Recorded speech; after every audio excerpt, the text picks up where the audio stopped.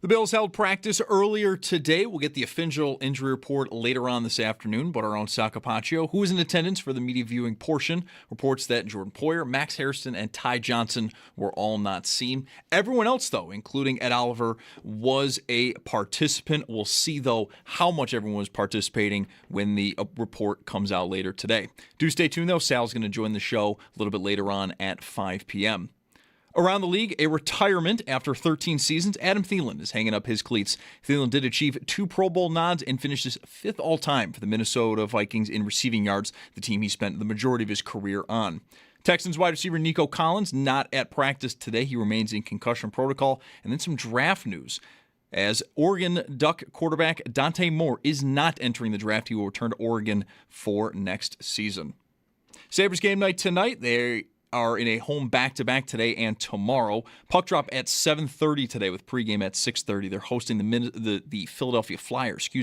This is a TNT HBO broadcast, so if you do want to listen to Dan Dunleavy and Rob Ray, it's going to be right here on WGR. And then 3 other games in the league tonight. At 7, the Devils host Seattle. Also at 7:30, the Sens are in New York City versus the Rangers. Then at 10, also over on TNT and HBO, the Kings host Las Vegas. And in college hoops, Battle of the Bridge, Canisius hosts Niagara just after 7. That game can be heard over on AM 1400, while on the Bet 1520, UB Women at Ball State just after 6:30. That's Paddock Chevrolet Sports Update. Paddock Chevrolet celebrating 90 years of being your hometown dealership. I'm Zach Jones for WGR Sports Radio 550.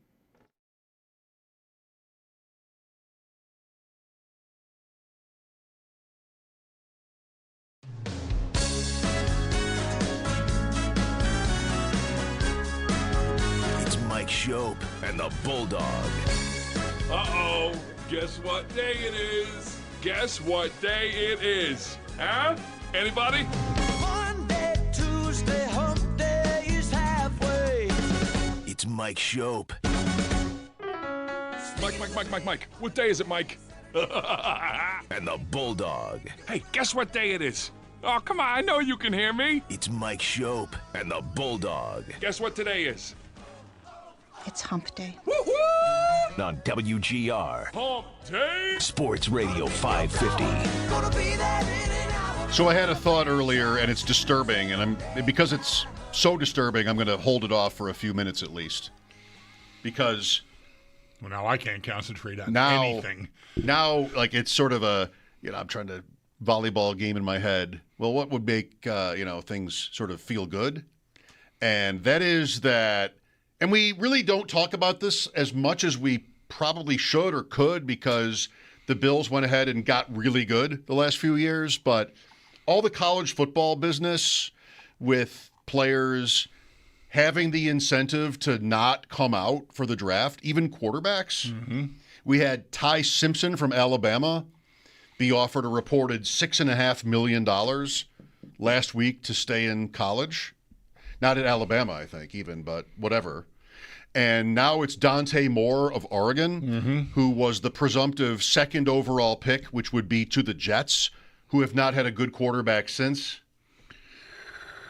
Let me throw out a name. Pennington. I was going to say, it depends on how good you think Chad Pennington was. All right. Well, we can't really have that conversation then because we both don't know. He was pretty good. Favre was kind of a disaster there. All right. Well, he's in the Hall of Fame, right? Yeah. I mean, he was good. He just wasn't good. He was great. He just wasn't very good in New York. Mark Sanchez. Favre. Testaverde. AFC title game. Ken O'Brien. Mark Sanchez. Joe Namath. Richard Todd. So here were the Jets. Like, they kind of did the assignment. They got to the top of the draft. The Giants didn't. Right. Other teams didn't. Cleveland didn't know what to do. They went and won a couple games. And so it was kind of set up for them to get another possible franchise quarterback. But it's not going to be him because he's not coming out because the money is good enough in college. Right. Otherwise, come on. We always say about coaching jobs, Sal said this maybe the other day, and I was thinking it when he said it. Maybe it was the Jets, or the Jets don't have an opening, actually. But, like, no matter who the team is, as dysfunctional as you think, it was the Jets. This probably goes back to when the Bills played them. And it looked so bad for Aaron Glenn, yeah. Yeah, but it's still I mean, it's still appealing. It's still hot. It's the NFL. It's New York. Like, you could bomb, but still be in the pool after that. Like, you could still be interesting after that. You wouldn't have to shun it just because it's the Jets. You know, some of these bad teams. There's definitely guys out there that wouldn't shun it, but I think a guy like Ben Johnson, you know, that level of candidate. I mean, he waited the next. So did Aaron Glenn. They both could have had jobs, I think, 2 off seasons ago, and went back to Detroit and waited because maybe they didn't like the opportunities. Yeah, I don't know. We've been talking like this about college quarterbacks, I think, way prior to NIL.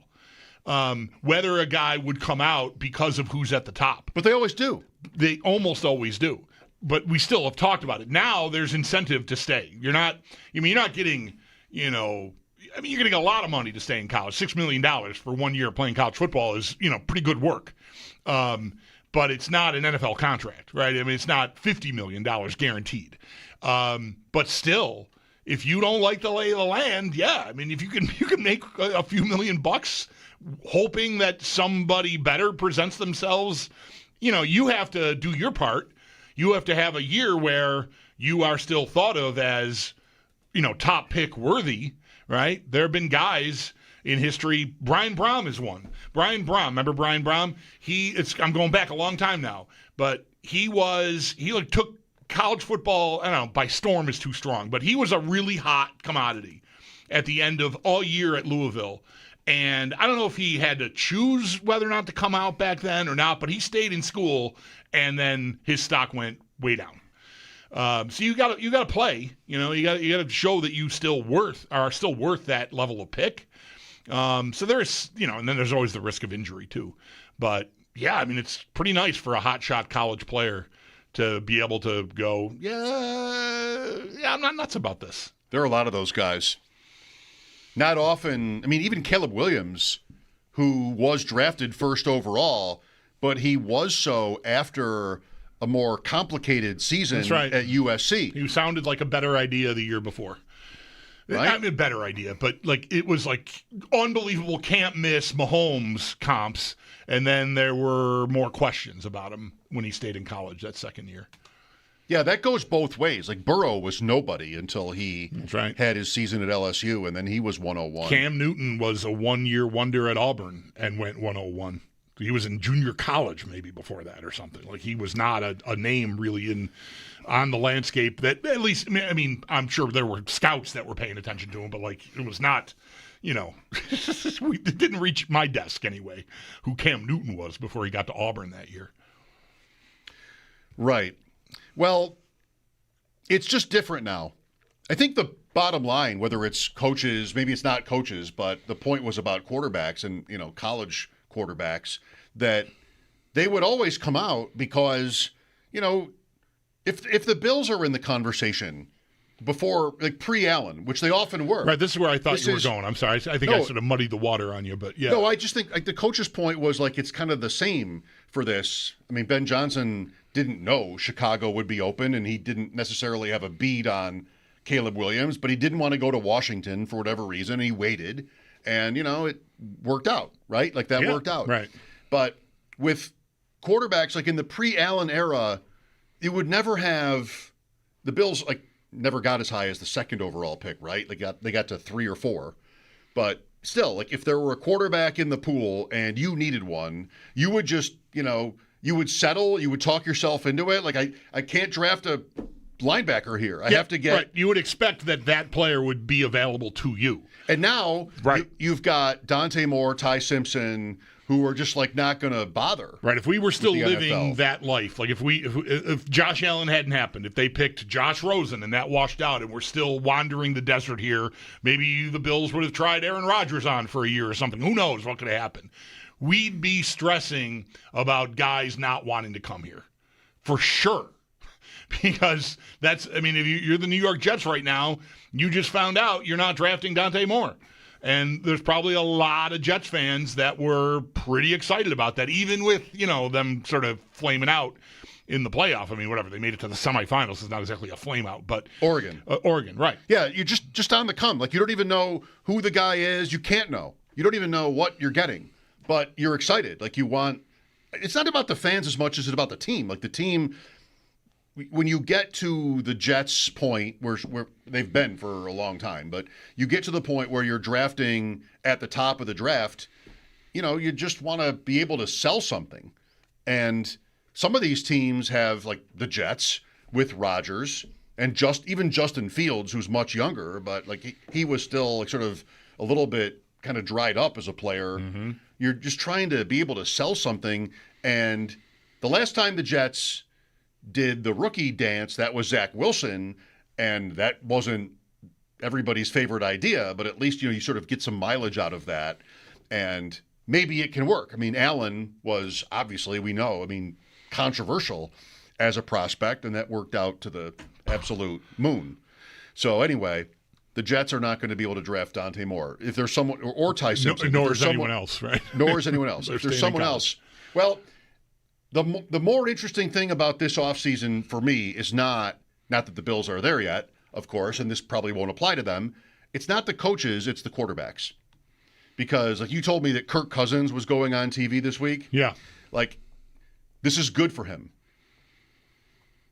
Dante Moore going to Oregon. Oh, for sure. Like, yeah. Every one of these Michael Penix getting hurt up, is good for him. Probably. Well, if he wants to stay in Atlanta anyway, but yeah. He's under contract there, isn't he? Right, yeah. Every one of these we laugh at them. We make fun of them. These these veterans who we just think are proven to be bad.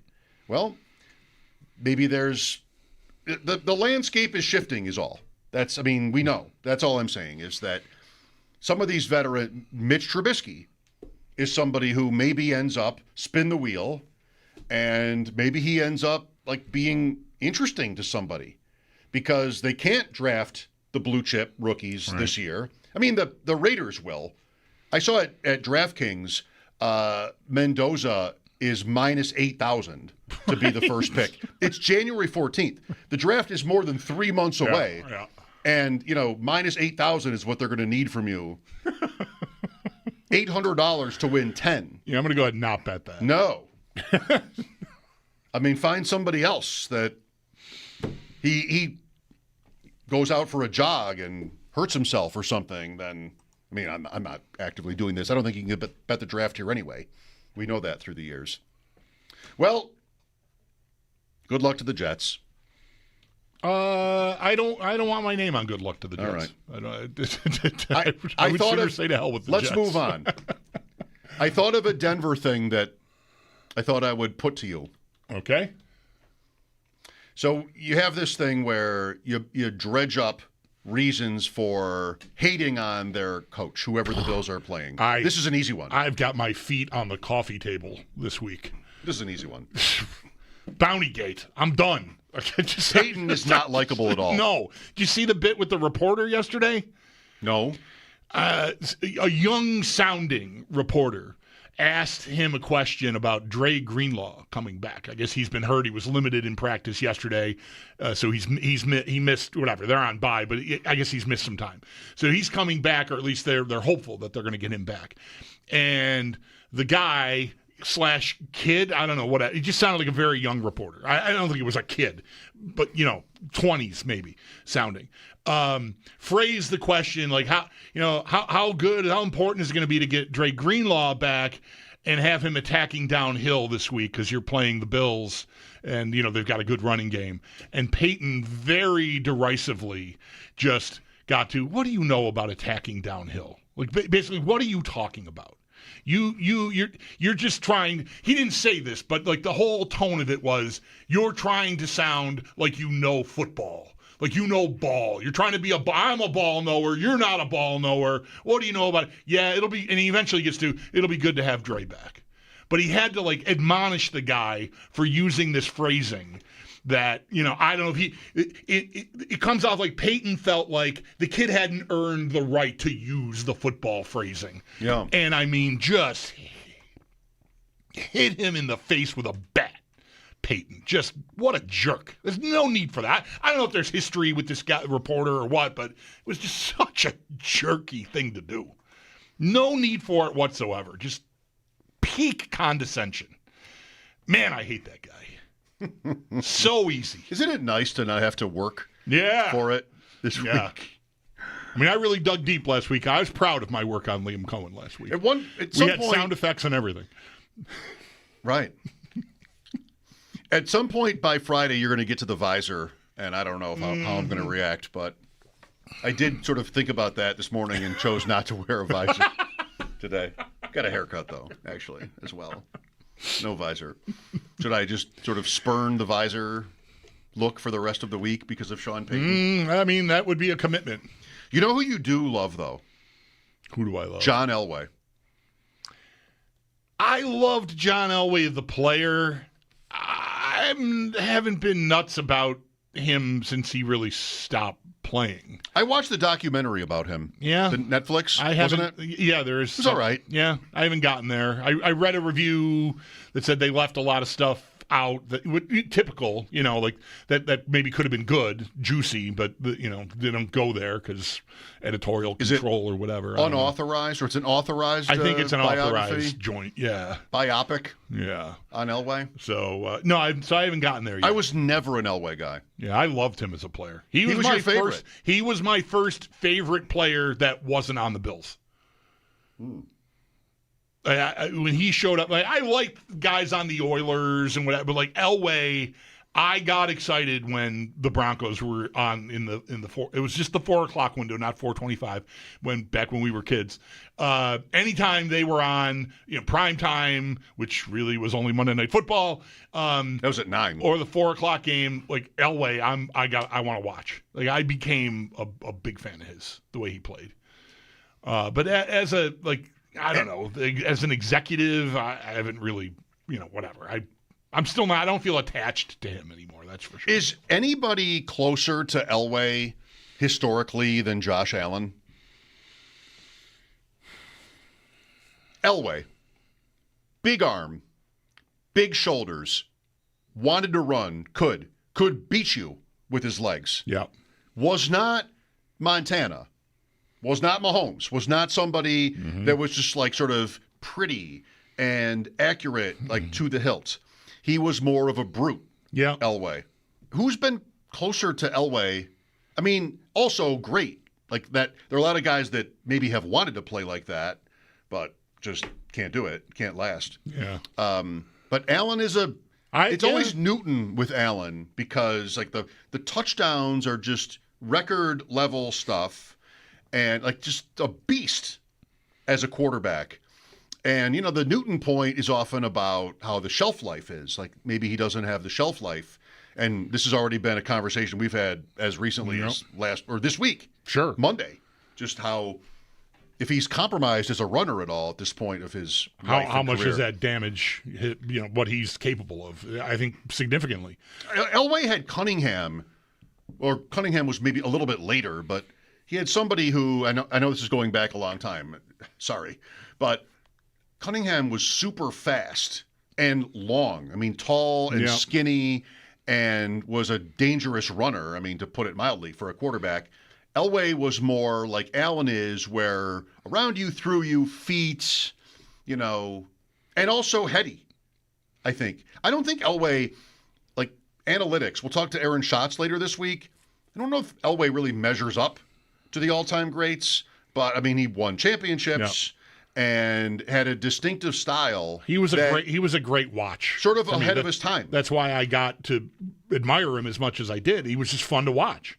It felt like he played differently than everybody else in that era. The thing that I think is different now because of the era, and I might be, it's certainly possible that I don't remember accurately, what was going on in the mid-'80s or late 80s, but I don't remember lots of any kind of designed running plays for Elway. Well. It was just he ran out of scramble and would get downfield and was certainly a very good runner. But teams back then did not, I don't think, have their quarterbacks run on purpose. Like there wasn't, hey, let's run a quarterback, maybe a little Draws. Quarterback draw, maybe. Yeah, but around right end or anything like that, like we've seen with Allen.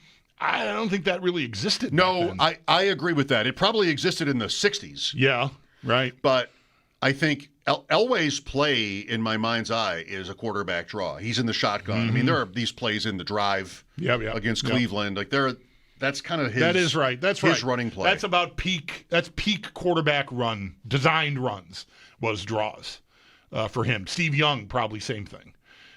Some of that, but anyway, yeah, he was a great runner, great athlete, and yeah, big arm, and could just throw it a mile. Well, the Bills have really never had a bad or a big loss to Denver. 2 playoff games, 2 wins, 92 And AFC Championship, and then last year. It's not like they've owned Denver. They clinched the division there in 20. Yeah. First division title in a long Kumaro, time. Yep. Singletary. They don't really have. Bill Fichtner. Bill Fichtner called our show. He was the first caller Yes. on that postgame show. Yes, and he won't leave me alone since. It went so well. The guy will not. Because I brought up the West Wing to him, and he just loves to talk about that. Christopher Mulready, by the way, is the name of the character on the West Wing. Trading DMs or something, or has you guys got digits? I don't know. Yeah, It won't stop. The Tebow game. Tebow here late in the season, and the Bills blow Denver out. Yeah. Just like the Bills Broncos history is mostly Bills, I think.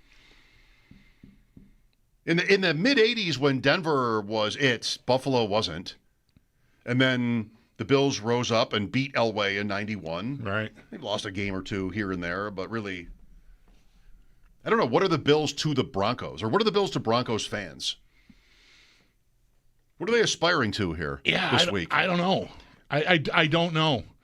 Is it revenge? Is it last year? How excited could Broncos fans have been about last year's playoffs? Like, okay, we made it. Right. First rookie quarterback. All right. Maybe you feel like this is a sign we're going to be here a while. So good. But, yeah, I don't think you were, expecting to come in here and beat the Bills. Objectively. No, if it happens, it happens. Right. Right. So it probably wasn't too deflating to suffer that loss.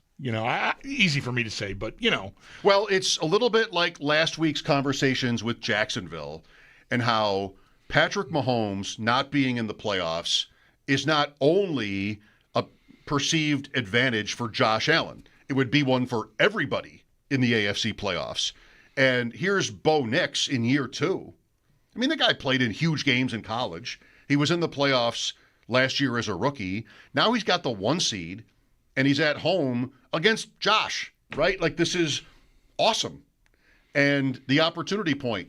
I made this point last week about Lawrence and how I didn't think he would get scared, and I think I was half right. I wouldn't want to swear to that there was none of that because Lawrence, I think, wimped out on a couple plays. And he can zip it. I mean, there were plays in this game, the Washington touchdown pass, where Lawrence, you see the arm talent, and you could see how good, why he is a first overall pick. Nix is different. Like, he's not the perfect body. He, 6'6", and he gets Allen a second year in a row. The Broncos can't stop playing the Bills in the playoffs under Bo Nix.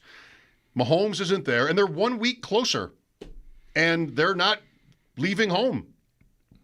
This is all just a point about incentives, I guess, which don't have to really tell you anything.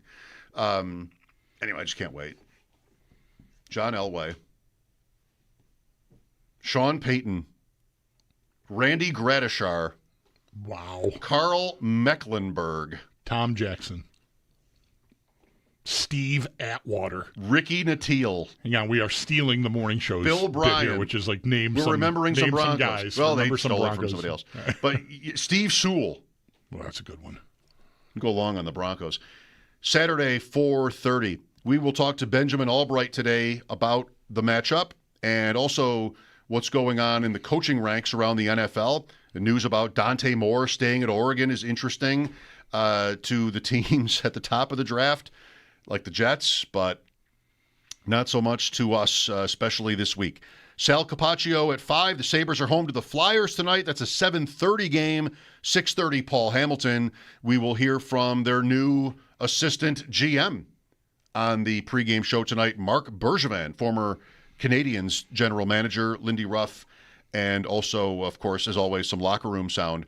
Thanks for listening. Your thoughts on Saturday and where we're at with the Bills. Can Curtis Samuel, off of a 7-reception season, make a difference in this playoff push? We'll talk about that and more as we continue. Lines are open. Mike Schopp and the Bulldog, WGR.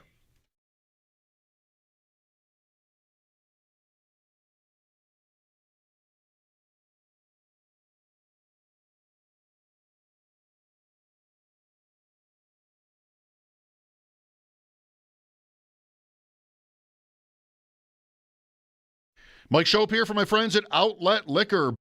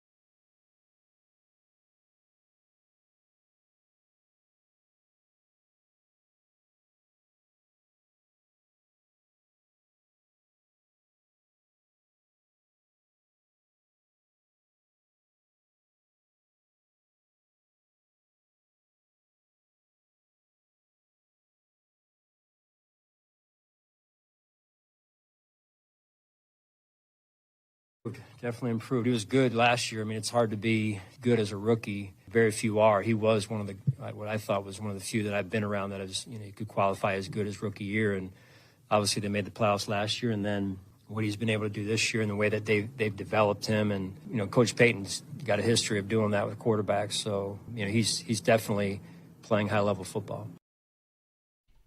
Sean McDermott on Bo Nix. Younger than me. Which means, of course, he's younger than you, Bo Nix. Not Sean Payton. Sean Payton is, I want to guess, between us. You don't think he's older than me? I think he's older than me. I'm 60. I'm going to guess Payton is 63.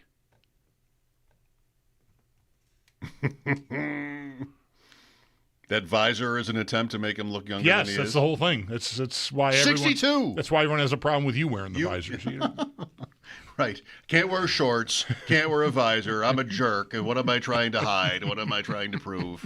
I mean, I only say my age on the show pretty much every week. 62.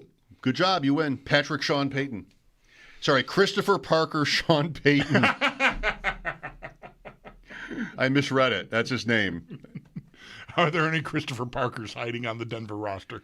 We're counting on you. Somebody out there could dig that up.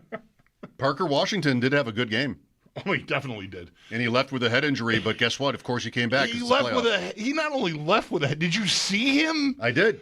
I tweeted it. Nobody else was talking about it. He fell down. He fell down and he did this weird sort of jog move. Yeah. And then he stayed in. Yeah. And, those things are not always linear, right? I mean, That's right. I mean, you could feel it in the moment and then clear the protocol and, whatever. But it was very strange looking. Yeah. When it happened. It looked a little scary. Yeah. Like, what is this? Why is he down? Live, it was one of those things. I feel like the camera was moving away from him as he fell, but there was no one around him, and you could see him sort of wobbling, and then the camera moved back to where the ball was or the pile or I don't know what. But, yeah, I saw replays later, like, damn, that looked pretty serious. And the Jaguars didn't do what the Bills always do when this happens, is to pick somebody up immediately. So there is not this moment where like, No one was around him. He was far enough away from the play. Like, he and Bishop hit heads, I think is what happened. And the play was a few yards upfield from where he was. And so his teammates were around where the ball was, I think, and he was sort of separate. We saw it. Yeah. It's hard to miss. Nobody on the Jaguars saw it. We saw it. Well, the concussion spotter must have saw it because they did evaluate him for a head injury. Not right away. Like, that's what's the point of that person? Wait, did he stay in the game right then? On that, after that? Wow, I didn't realize that. A few plays, I think. I didn't realize that. It wasn't until the next series, because I tweeted it, here's what Washington did. And then later, CBS announced that he was being evaluated for a concussion. And I said, well, the broadcast didn't say anything. And people are like, wrong. Yes, they did. Like, not for several minutes. Right. So it wasn't right away. Anyway, they're done. Now we've got that straight. Jack is with us. Hello, Jack. Hi, how you doing, guys? Good. Thanks for having me on. Sure, you're welcome. Yeah, so you guys were talking about historical matchups, and a couple weeks ago, before the last game at the stadium, I did a whole list of every single game that I'd been to. So to get to the point, my first ever game was 2011. It was the Christmas Eve game, Bills-Broncos. Tim Tebow, I think, threw 3 or 4 interceptions. Leotis McKelvin had punt return touchdown. Just an awesome experience that I had there at the Ralph. But then kind of transitioning into that, I wanted to know your guys' thoughts on the punt return game, sorry. I feel like we've kind of just ignored it. In recent years, we used to have like Deontay Hardy and Isaiah McKenzie kind of returning. Mm-hmm. But I feel like we're kind of losing some value by just letting the ball bounce or fair catching it. But I'll hang up and let you know or hear your thoughts. Well, they really haven't had it. I don't think about it a lot, but they've not really had a threat there. And I mean, as much Deontay Hardy helped win them the division when he was here. He had a huge punt return against Miami. So it's not like it's a non-factor, but I don't mind that they don't devote a roster. They had been. Brandon Codrington was this. He was a return specialist. And for whatever reason, they lost faith in that idea, lost faith in him, and have pretty much gone to, I mean, they're not exactly at punt catcher, but they trust Shakir to field the ball. And, he's shifty enough in the open field, but he's not come close to breaking anything in the punt return game. So it's sort of a non-entity, really, on the Bills, I think. We'll see. Maybe if Hardman gets activated, brought up to the roster, maybe they try that, because that's a different sort of returner. I don't know how, the one game he got, he fielded 2 and flubbed 1. And that was the end of that. And he got hurt, and they never really tried it out again. So I don't know if they'll throw him in there in a playoff game. My guess is they wouldn't. It would still be Shakir, even if Hardman's on the roster. I have no take on this. I don't understand why teams ever field punts anymore. Just let it bounce. The risk of a return, or the reward of a return versus the risk of a fumble or a penalty, I'll just pass. I don't need anybody back there. If I want to block a punt, this is Kevin Kelly, the Arkansas coach. I'll just rush everybody. Nobody ever touches a punt against me. Or when you're punting to me, I'll just let you kick it as far as you want. Tom is next. Hi, Tom. Good point, Mike. How you guys doing? After Dante Hall and the Chiefs being a punt returner with he was like the Pac-Man out there. I mean, there's no guys left out there that do that type of stuff. I don't see it anyways. A couple points here. I was listening to Denver stations this morning, and why?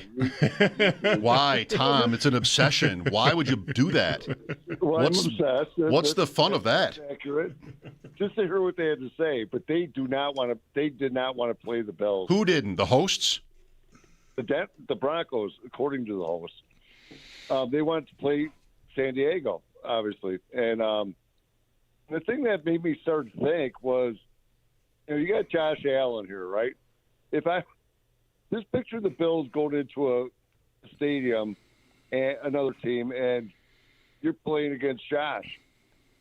Good freaking luck, I mean, I'd be scared to hell to play him, and that's the way the feeling is, I think, around the league with a lot of these teams. And you think Jacksonville was scared? Yeah, I do. I don't. Every team no. Did you watch the game? I mean, did they play like they were afraid of him? I mean, they couldn't win. They didn't win. No. Who are we talking about? Are we talking about radio people? Are we talking about fans? Or are we talking about players? Players are not scared. Players are going to love it. Like the Denver Broncos defensive players, they have numerous stars. This is great for them. Like, this is what a game, what a moment.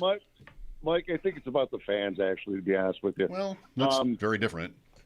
Yeah, it is, and that's the way I'm looking at it.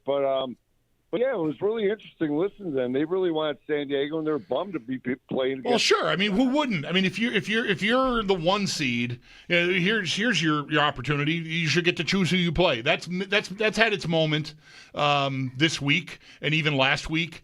Who would Denver pick? Right. There's no way they would pick the Bills out of the pile. I don't think, unless I don't think they would. That's close, though. I think I would want to avoid that quarterback. But yeah, Houston's got the defense, and there's downsides to any matchup. But I think a team like Denver. So Houston is scary in its own way. They played Denver, and it was close. New England is good. If this is this hypothetical, they could pick from any of the 3. They can't pick like the Bears, right? Team that's out. Yeah, right. They can't pick the Chargers. Right. They can't pick the Los Angeles Chargers. So I don't know. I feel the same way as I did last week. And Allen gave us one more game to remember forever. This will not be a game we remember forever if they lose here this week, because it'll just be another wild card game where they didn't play Mason Rudolph, I guess, but they, right, whatever. They broke the streak of years where they hadn't won a playoff game on the road. He has been so good, and he seems indestructible. I'm Denver, bring it on. I think if I'm Allen, bring it on. Sure. But if I'm Denver, like, this is my stock and trade. Like, getting home, and I'm the home team in this game. I want this. I don't know. Like, maybe I would pick the Texans, I guess, if I were picking from the three. Could I pick the Texans? Maybe I would do that. But no way. If I'm the Broncos, am I like scared? Yeah, I don't think players. And I don't know. I think Tom tried to clarify there. I don't think these whatever shows he's listening to were saying that the hosts were saying the Broncos players are afraid. But who cares anyway? But as fans, of course, fans want the easy. What did we do last week? For me, anyway. Jacksonville's the hardest matchup. That's not what I wanted. That's not ideal. I don't know that meant I was scared of them. I tried to make sure. And I'm not saying I don't think the Bills can win. I just think if I got to pick, this is the least favorable matchup. And I would totally understand if a Bronco fan, if their choices were the Bills. By the time the Chargers and Patriots were playing, their choices were the Bills or the Chargers. Of course, you'd rather play the Chargers. They can't block anybody. They scored 6 points or whatever they did. Like, of course, you'd rather have played them. Anybody would have rather played them. I know, totally. Like, what is this to say? All right. Have you been to Denver? Yes, just last Red spring. Rocks. You went to Red Rocks. Yeah. So Denver. I mean, we Golden is about 40 minutes outside of town. That's where we stayed. I have not spent time in Denver. I've driven from the airport to Golden twice because we stayed in Golden both times we flew out there. One time we flew out there to visit Owen when he was in Albuquerque playing junior hockey, and we flew to Denver and drove to Albuquerque. That's a drive. Yeah, it was like 4 hours. We split it up. 4 hours is all? Yeah. From Denver to Albuquerque? Oh, wow. I think I've never been to New Mexico, so that 4.5, 5. I would have guessed like 10. Yeah, no, it's like half a day, or like whatever. If a day's drive is 8 hours, it's about half that. Yeah, not bad. Wow. Yeah, love it. I should do that. Yeah, I highly suggest. It's a beautiful. We didn't coming back when we had to leave Albuquerque to get back to Denver. We took the interstate, I-40, I think it is. But going from Golden to Albuquerque, we went through the mountains the whole time. We just took 2-lane roads, and it was Look at one you. of the greatest drives of my life. Denver to Albuquerque is 4 hours. All right, 6:20. Yeah, Google says 6:20. Right. I've ridden with you though. Still 6:20. It's still less than I would have guessed. 6:20 for me is 5.5. Oh well. Oof. So. And you go through Santa Fe. Oh yeah. Oh, of course. We stopped for lunch in Santa Fe. You go through Las Vegas, New Mexico. Apparently, I don't remember that. There's a Las Vegas, New Mexico. Garden of the Gods. I've been there. Garden of the Gods, Pikes Peak. Been to Coors Field. Loved Coors Field. Did not drive in or out of Denver. Remember last year, or 2 years ago, flying to Seattle with my family. We went through Denver, and that was my call. I'm very particular when it comes to flights, and I didn't want to go through Charlotte or some place where I wanted a direct line. Right. I want it to make sense. Right. You want to go south and then west. Right. Buffalo to Denver, super clear, fun, gentle, fine flight.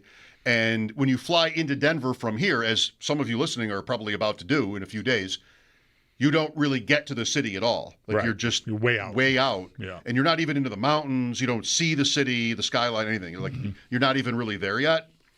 So then, this is the best. This is exactly what I drew up. Here we are in the Denver airport. And now it's off to Seattle. And we get on the plane to Seattle. And it's right, I don't know anything about flying a plane, but right up through the mountains, and it's a washing machine. In the first half an hour or 20 minutes of that flight are I hope we don't crash into a mountain. They know not to do that, right? I think they try to avoid they that. have Yeah. windows up there. Yeah, and they have maps and radar. Yeah. But flying into Denver from the east was very different than flying out to the west. I think I'm doing that in April because we're going to Montana. Okay. Me and my wife are going to Montana, and I think we're flying to Denver on the way out. It's still pretty cool. Yeah. It's a great city. Coors Field, I just went there the one time, and I could picture it. And the Rockies are never good. It's never about that.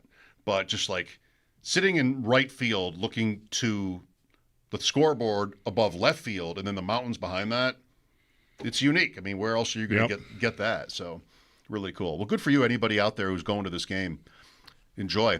Mike Schopp and the Bulldog here. Speaking of Denver, Benjamin Albright from Denver will join us coming up at 4. Sal Capaccio at 5. The Sabres home to Philadelphia tonight. Pregame at 6:30 for a 7:30 game. This is WGR.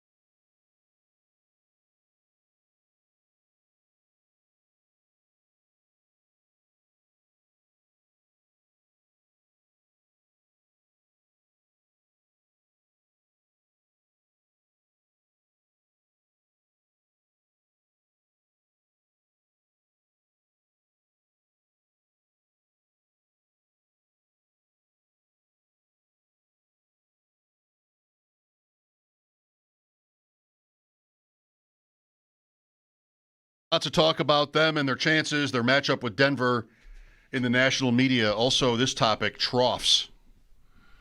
Oh, boy. Brandon Steiner, there's a WBEN.com article about the troughs being up for auction from the stadium. Brandon Steiner was, when I was working at ESPN Radio, like 2003, around then for a year or two, they would often, like overnights or late nights, they would give me Brandon Steiner. Like there had to be some deal where he got to come on and pump his collectible sites, and we would give him 15 minutes at like 1:15 in the morning or something like that. And that was you.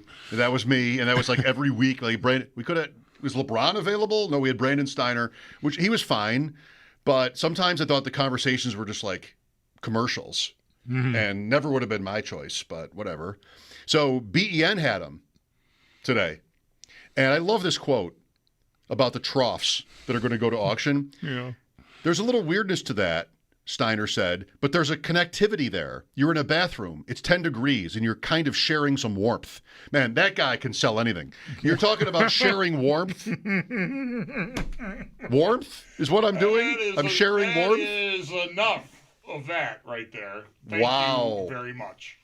When I sit with the Bills tomorrow, he continued, one of the things I have to add to the list that wasn't on my original list as a focus at all is to add that to the list of items we'll be removing. Tomorrow, one of my jobs is to count the amount of troughs. Troughs. Welcome to the show, troughs. Yeah. The auction will be in April. I mean, I would love to see a menu of everything. Sure, me too. And I'm just really, I'm really curious to know what one does with a trough. The right question has been asked. You know, I mean, I think maybe I can see this. I really can, and I'm not even being, cute about it at all. If you've got like a garage that's finished, that like you hang out in, right? It's not maybe in the winter you park your car in there, but in the spring and summer it's a hangout. There's a fridge and you got one of those AstroTurf carpets, or even maybe something nicer, maybe the nice floor like you've got in your basement. They can do that in garages. I know right? this house. I know this house. All right. So, and you, as it stands right now, you have to go into the house to find a bathroom. That's a pretty easy plumbing. The guy's wife is in there and kids. They don't want you in there. Right. So you're hanging out with your friends in the garage. Great point. Trough. Great point. You're all set. The drain. It's the garage. You dig a little thing. You're good. And it's not only a trough. It's a Bills trough. It's a memento. It's a memory. It's a lot of things. A lifetime in the making. It's warmth being shared when it's 10 degrees out. I think I can see. Warmth. Like for me, I'm not. I don't have room in my attic anyway. I could use a bathroom up there, to be honest with you. But now you got me thinking. There's a crawl space up there, with I think I could do it. I think I could put a trough in that crawl space. I hear you now. The issue up there is the stairs. Like it's there's not a bathroom up there, but you have to take these like really tight turny stairs. It's an attic, yeah. I mean, it's a tight. There it's not an easy walk, especially I held the if rails. You've been enjoying yourself. No, I never let go of those rails walking up and down from those stairs. Benjamin Albright on the Broncos Bills matchup after sports. Mike Schopp and the Bulldog, WGR.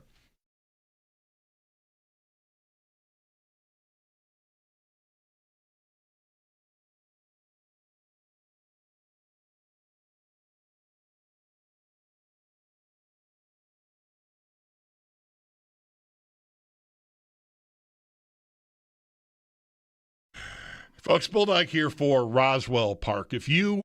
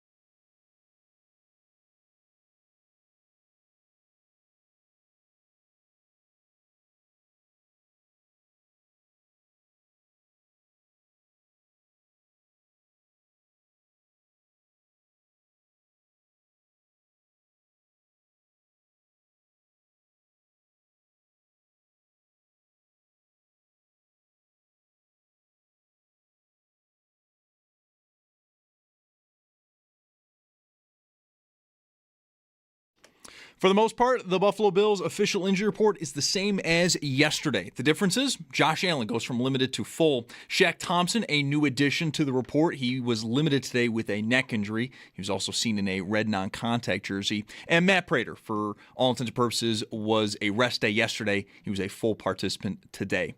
Ed Oliver and Curtis Samuel again practice. Oliver again limited, Samuel again full, while Jordan Poyer, Max Hairston, and Ty Johnson do not practice for a second straight day.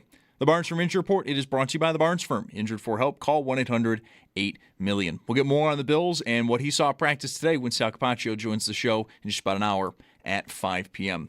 Some notes around the NFL. Adam Thielen hanging his cleats up after 13 seasons in the NFL. In those seasons, he did achieve 2 Pro Bowl nods and the team he spent most of his career with. He finishes 5th all-time in receiving yards for the Minnesota Vikings. Texans wide receiver Nico Collins not at practice again today. He remains in concussion protocol. And then looking ahead to the draft, Oregon quarterback Dante Moore not entering the draft. He is going to return to Oregon for next season.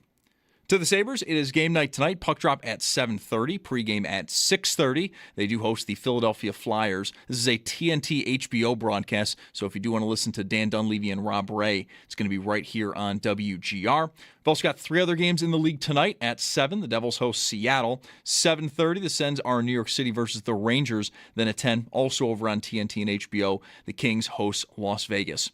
And in college hoops, Battle of the Bridge. Canisius hosts Niagara just after 7. You can listen to that game over on AM 1400. While on the Bet 1520, UB Women at Ball State just after 6:30. That's your Paddock Chevrolet Sports Update. Paddock Chevrolet celebrating 90 years of being your hometown dealership. I'm Zach Jones for WGR Sports Radio 550.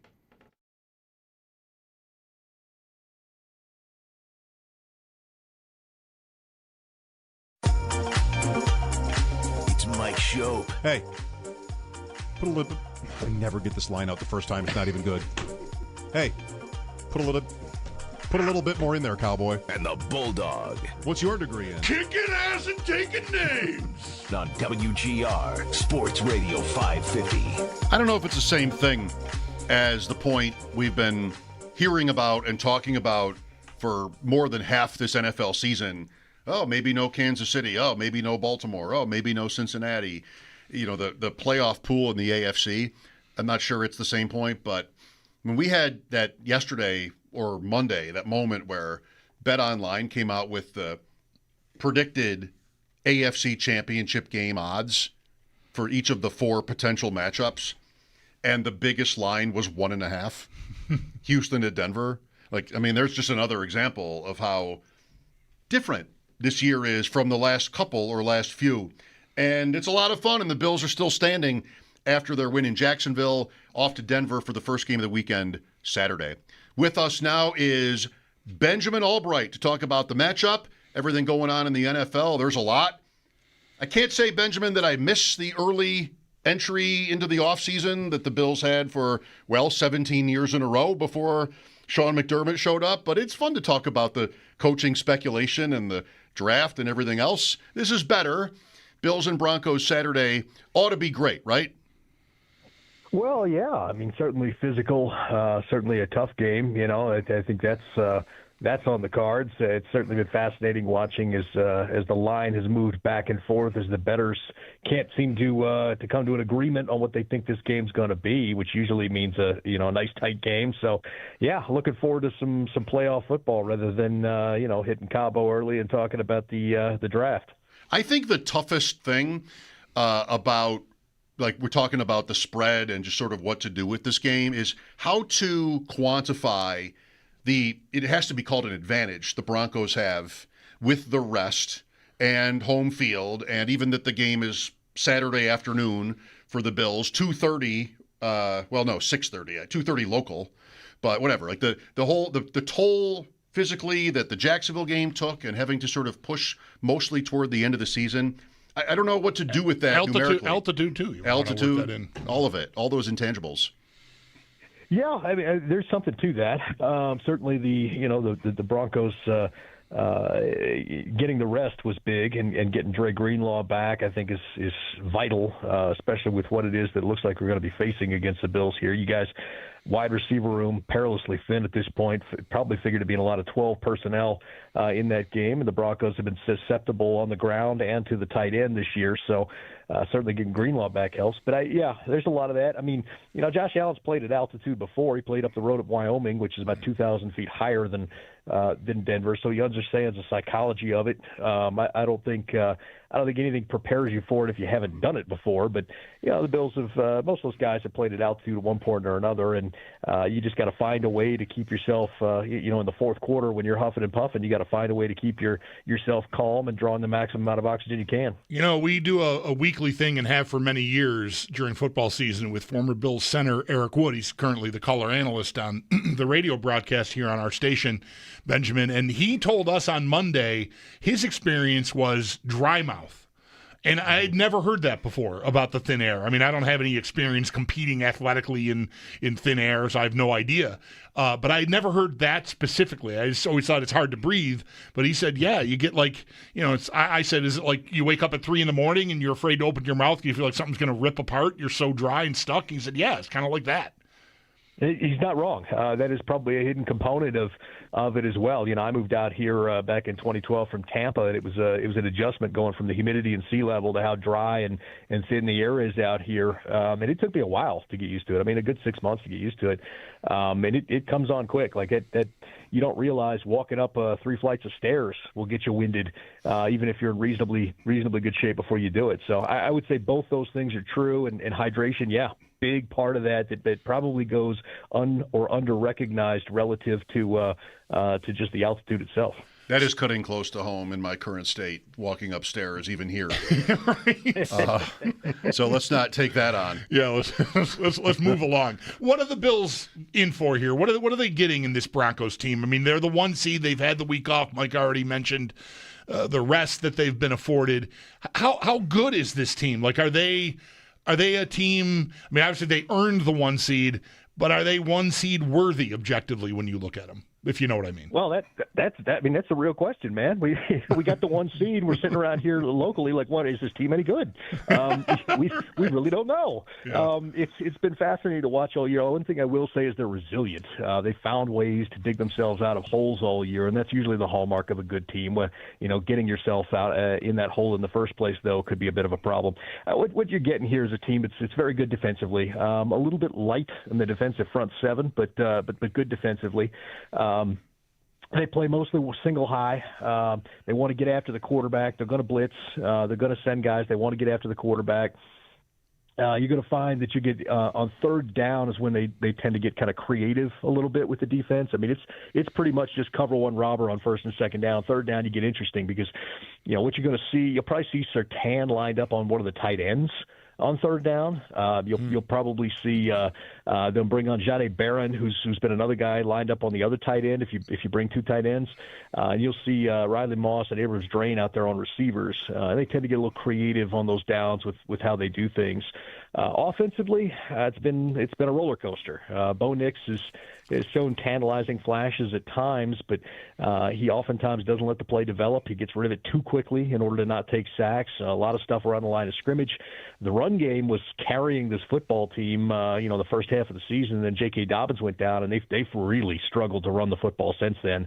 R.J. Harvey, the draft pick, catches the ball well out of the backfield, but doesn't really run very well and with good instincts.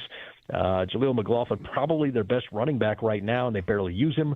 And then, of course, Sean Payton. You never know if he's going to be patient enough with the run game or if he's going to do like he did last year in the playoffs and spiral and then all of a sudden start throwing the ball and throwing into the teeth of that defense there and losing the game. And so I think that's the question. The question isn't really the defense. The question is the offense. Can they do anything or can they do enough? And that's really where this whole game, I think, rests. Denver, now this also was like what happened last week where the line flipped. You mentioned it, Benjamin. Denver today, a 1.5-point favorite after the Bills opened as that earlier in the week. With Benjamin Albright here on WGR. Let me just follow up with you on R.J. Harvey. I play a lot of fantasy football, and he was one of these very exciting rookies. With Denver, this is receivers too, but even despite a second-round pick on Harvey, that's just all. Even when Dobbins goes out, it's these other guys. You mentioned at least one of them. Can he be somebody, even compared to ETN last week for Jacksonville, who maybe is more of a bell cow type, I guess.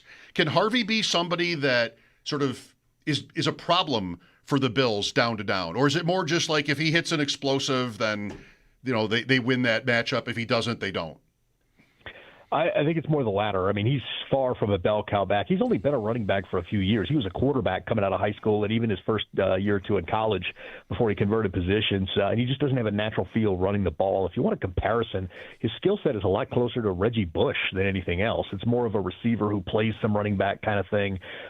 He's an excellent pass catcher. Can pass protect a little bit, but he's a little undersized for that. And he just does not run the ball with great instincts. And really, if he's going to hit you with an explosive, it's one of those plays where they get you sucked up inside. He just beats you to the edge. He tries to bounce things outside too much.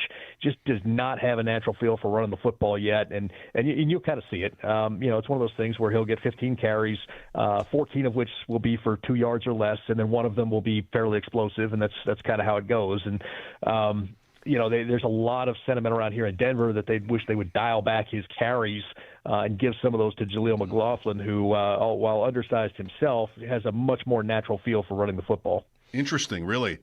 Okay. This is where that second level aspect, though, of any team the Bills play, that's where the Bills are really maybe kind of bad. Like they have, even last week, Jacksonville lost the game, but they ran the ball great.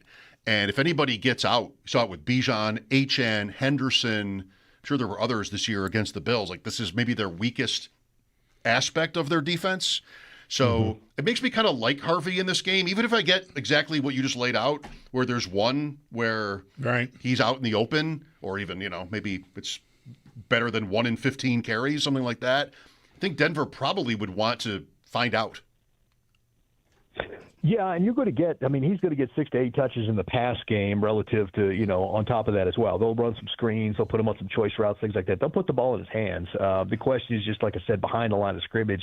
He's hesitant. He doesn't like to take it in between the tackles. He'll bounce it outside, and if you string the play out, you can get to him. I saw some of those Jacksonville runs. I was watching that game, and you look at that, and you're like, okay, this looks exploitable next week. But then, I look back at the tape on our run game, and A, we don't stick with it, and then B, when we do, the instincts just aren't there. I mean, last year the plan going into Buffalo was run the ball a bunch, keep the game tight, and have a chance late on. And then Sean Payton spiraled mid-game and started, throwing the ball over the yard and got us in trouble. And you saw where it went. You even saw the altercation on the sideline where Vance Joseph was trying to calm him down and get him back to the game plan.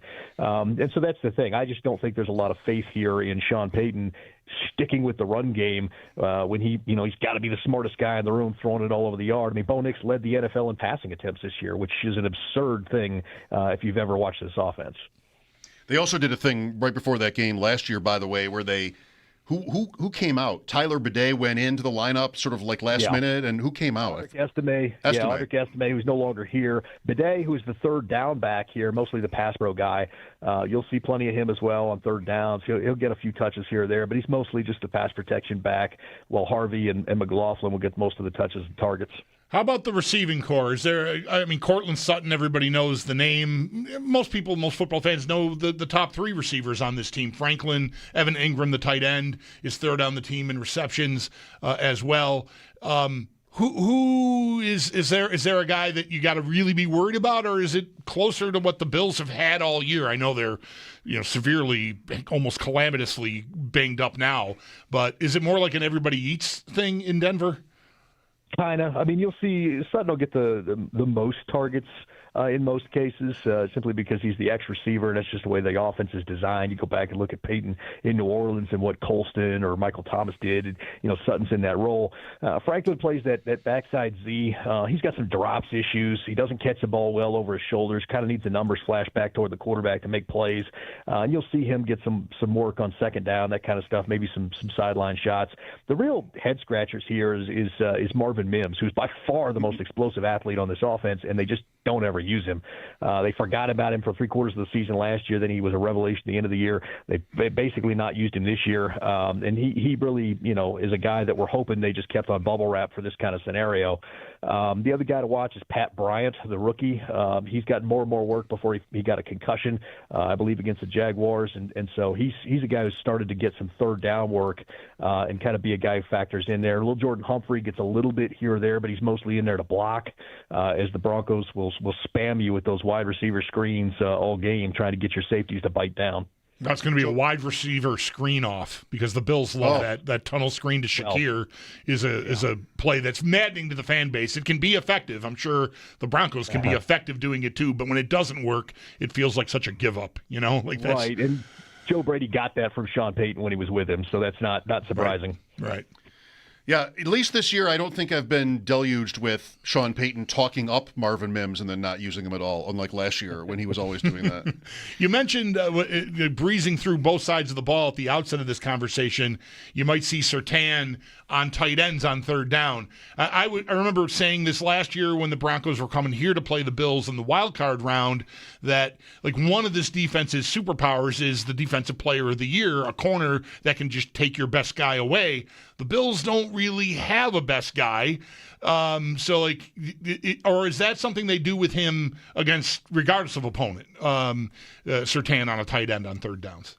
It's not regardless of opponent, but if you've got an upper tier tight end that, or somebody you go to a lot, they'll do that. They just try to take away what you do the most. Yeah. And so, like, for instance, when the Raiders would come out in 12 personnel with Bowers and Mayer, what you'd end up having is Jahdae Barron and Pat Surtain on those two instead of on the receivers, in those cases. Now, if you got receivers out there like Chase or Higgins, you're the Bengals, they'll leave Surtain out there on those receivers. Right. But on third down, they're just trying to take away what you do the most. And the Broncos are exploitable against the tight end when they don't do that. So I suspect you're going to see Surtain on the primary tight end, whether it's Kincaid or Knox. You're going to see him on them quite a bit.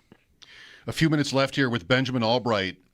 You've been around the league a long time. What is your current position, or maybe it's been your position for a long time, on Josh Allen and what he is and has done in the playoffs? For a while there, we felt like we were fending off takes about how, turnovers, right, were part of his reputation, and this is one reason why the Bills haven't had more playoff success, and we kind of pointed to the stats, not actually. So then last week was really one of those Superman kind of games. How do you see it? I mean, it's 3 road games and then the Super Bowl if he and the Bills get there, which is a huge task. And everything else that we've talked about already, going to Denver, short week, and all of it. How do you see Allen and kind of his status in the league at this point? Well, there's a lot of interest in Allen here locally for several reasons. One, I played up the road at Wyoming, about an hour away. And so people got to see him in college. They've kind of watched his growth. When he came out, he was such a project. And then, of course, honestly, the year that he was drafted, there was a groundswell of maybe we should draft him. And the organization was scared off because the Paxton Lynch thing hadn't worked out. And I will tell you that the Bills actually had a deal in place with the Broncos to trade up to get Josh Allen. The Broncos wound up having Bradley Chubb fall in their lap, a player they valued. So they nixed that trade, took Chubb. And then that wound up, you guys had to trade up with, I believe it was Tampa that year. Correct. To get Allen. Watching his growth has been fun. Watching his growth from afar has been fun. I think he's a guy that's that's an all-purpose weapon, and when you view him through that lens more so than the traditional pocket passer and all that, then you kind of get a better picture. There's going to be moments where you live and die by, just like with Lamar Jackson, there's going to be moments where you live and die by what he does, but the path is paved this year. If you get through Denver, I mean, you don't have a Burrow, you don't have a Mahomes. The path is paved for Buffalo this year, and I think with the defense playing the way they did last week, they can keep that up, and Cook and Allen can carry you a long ways. I picked Buffalo to go to the Super Bowl in the preseason, and I think I'm probably going to be riding with that. Before you go, so all these coaching vacancies, we still have 9. It's interesting to me that nobody's been hired yet. Maybe it's like the influx of Harbaugh and Tomlin late in the running, and maybe teams expected that, or that possibility at least. Do you have a couple of fits that you like, coach and team? Sure. I believe that Harbaugh's going to wind up at the New York Giants. He may flirt with that Atlanta job, but I think he winds up with the Giants. We'll see how that shakes out. Over in Baltimore, Jesse Minter's going to get a lot of consideration. Cliff Kingsbury is potentially his offensive coordinator, something to look for there. In Atlanta, I think Harbaugh's everybody's primary. And I think that one Atlanta comes down to Stefanski versus Clint Kubiak. Rick Smith, who was Kubiak's father, is general manager down in Houston. He works for Sportsology. He's on the search firm there in Atlanta, so something to keep your eye on there. Down there in Miami, you're probably looking at either Hafley or Minter. We'll see. There's a couple other guys on the fringe in that search, so we'll see how that one shakes out. Arizona, Vance Joseph's the leader in the clubhouse there. That job is probably the last one that gets done as they're waiting on everybody else. The Raiders, they're in play for Flores. They're in play for Vance Joseph. There's a couple others there, but I think those are the two primaries. Cleveland, Jim Schwartz is the leader in the clubhouse, but they're kind of looking at some of these young offensive guys, and maybe Mike McDaniel gets a second shot. Grant Udinsky there, not 100% sure. And then of course we kind of know how Pittsburgh hires. They tend to hire young defensive-minded guys that they can keep around a while. So all those guys, Chris Shula, who'd be in play in Miami as well, Flores, Robert Saleh, those kind of guys, they're all going to be in play there in Pittsburgh. Do you think Brian Daboll finds a chair, or do you think he's got to step back and be a coordinator and maybe reestablish if he ever gets another shot at a head coaching gig? Yeah, I believe he's going to be an OC, whether that's for maybe a Flores over there with the Raiders or maybe in Philadelphia, believe it or not. I think he's going to be a coordinator this cycle and try to do that coaching rehab thing and reestablish himself. He made some mistakes as a head coach with his temper, but I'll tell you, he's a great guy. Matter of fact, the first thing John Harbaugh did was reach out to him about the New York Giants job, and he did nothing but recommend the organization and the job to Harbaugh as a class act from a guy who just got fired by that organization. Still has a house here. Do you have a Joe Brady take, Benjamin? I guess I like Joe. I guess I don't see what the hubbub is as far as head coaching. And I've had over the years some kind of eye rolls at some of the tactical mistakes I think that he's made. But I'm a dork with a microphone and not coaching in the league, so what do I know when it comes down to it versus his situation? I think Joe's a smart football guy. I just think that the hype on him, especially early, was a bit much. I think he'll get a head coaching opportunity someday. I don't think it'll be this cycle. Okay. Thanks for all your time today, Benjamin. Any questions for us? We don't want to be rude and just pepper you and not give you a chance to ask a question. Oh, no, not at all. You guys have a good one. I heard you guys are going to have Sal on later. Tell Sal I said hey. Okay. Will do, man. All Anything right. for Paul Hamilton, our Sabres reporter at 6:30? Not this time. All Iowa right. State? See you, man. We'll start talking to Avs and Sabres. Why not? We'll take it. Thank you, Benjamin. No worries. Take care, guys. Okay. Benjamin Albright at Albright NFL. 2 L's in Albright. 1 in NFL. And none in Benjamin. No, his first name is not a part of the Twitter handle. I mean, asked and answered on coaches. Oh, he ran down everybody. Yeah, he's one of my favorite follows in the league on the socials. He gets a lot of stuff right. Like I trust that he's not just throwing stuff out there. Like he hears things that always doesn't come through, but like he's just a trustworthy guy to follow, in my opinion. Can I just whisper to you right now? I did not actually bet Iowa State last night. Yeah, I didn't. I said I was doing it. Yeah. I didn't do it. I could have, but it wasn't like I was trying to toy with Paul. I just didn't. They got blown out. They got lost by 21. They got blown out. Yeah. So, again, Mike Schopp finances. I'm up. Yeah, that's right. You didn't lose. That was $20, 20 American dollars, 1 unit that I would have lost. So I didn't lose it, and I'm up. How about me? Look at me, rolling in it. Found money. # rolling in it. Okay, Bills and Broncos, Saturday. Curtis Samuel. Do we need Curtis Samuel? Is that where this continuing saga of the Bills at wide receiver is at the moment? Sal at 5, your call's next at 803-0550. This is WGR.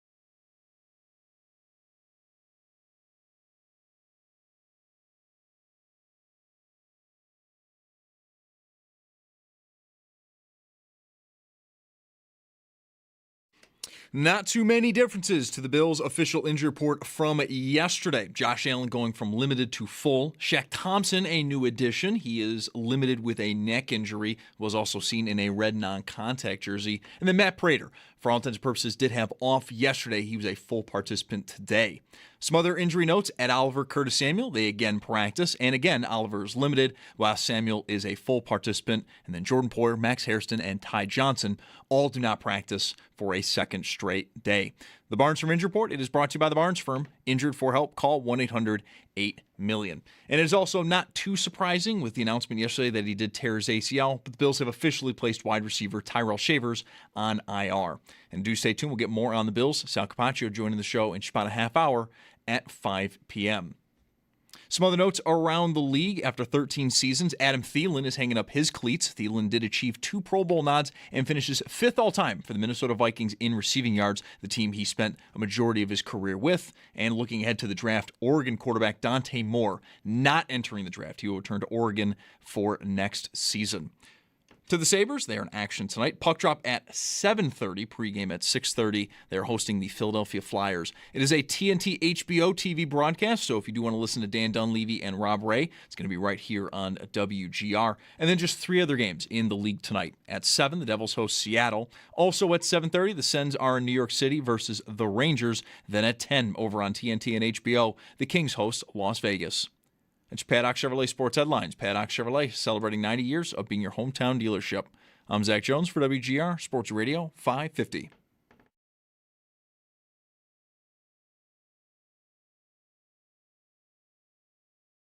I mean, last year, the plan going into Buffalo was run the ball a bunch, keep the game tight, and have a chance late on. And then Sean Payton spiraled mid-game and started, throwing the ball over the yard and got us in trouble, and you saw where it went. You even saw the altercation on the sideline where Vance Joseph was trying to calm him down and get him back to the game plan. And so that's the thing. I just don't think there's a lot of faith here in Sean Payton sticking with the run game when he's got to be the smartest guy in the room throwing it all over the yard. I mean, Bo Nix led the NFL in passing attempts this year, which is an absurd thing if you've ever watched this offense. Our guest just before, Benjamin Albright, didn't ask him a certain question, or the question to be fair, but you can maybe discern from that clip, maybe he's not the biggest Sean Payton guy. It kind of sounds like that. Frustrating. I felt frustration coming through in some of those comments. Yeah. I also am not a big Sean Payton guy. No, we're working on that. Despise Sean Payton. We're trying to build on that.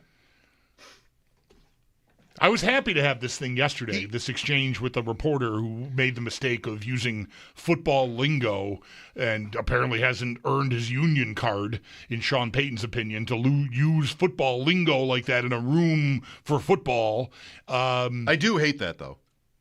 Well, I don't respect Payton for doing that, what he did, but you also should not, maybe this isn't what happened, but you also should not pretend by the words you choose to know what you don't know.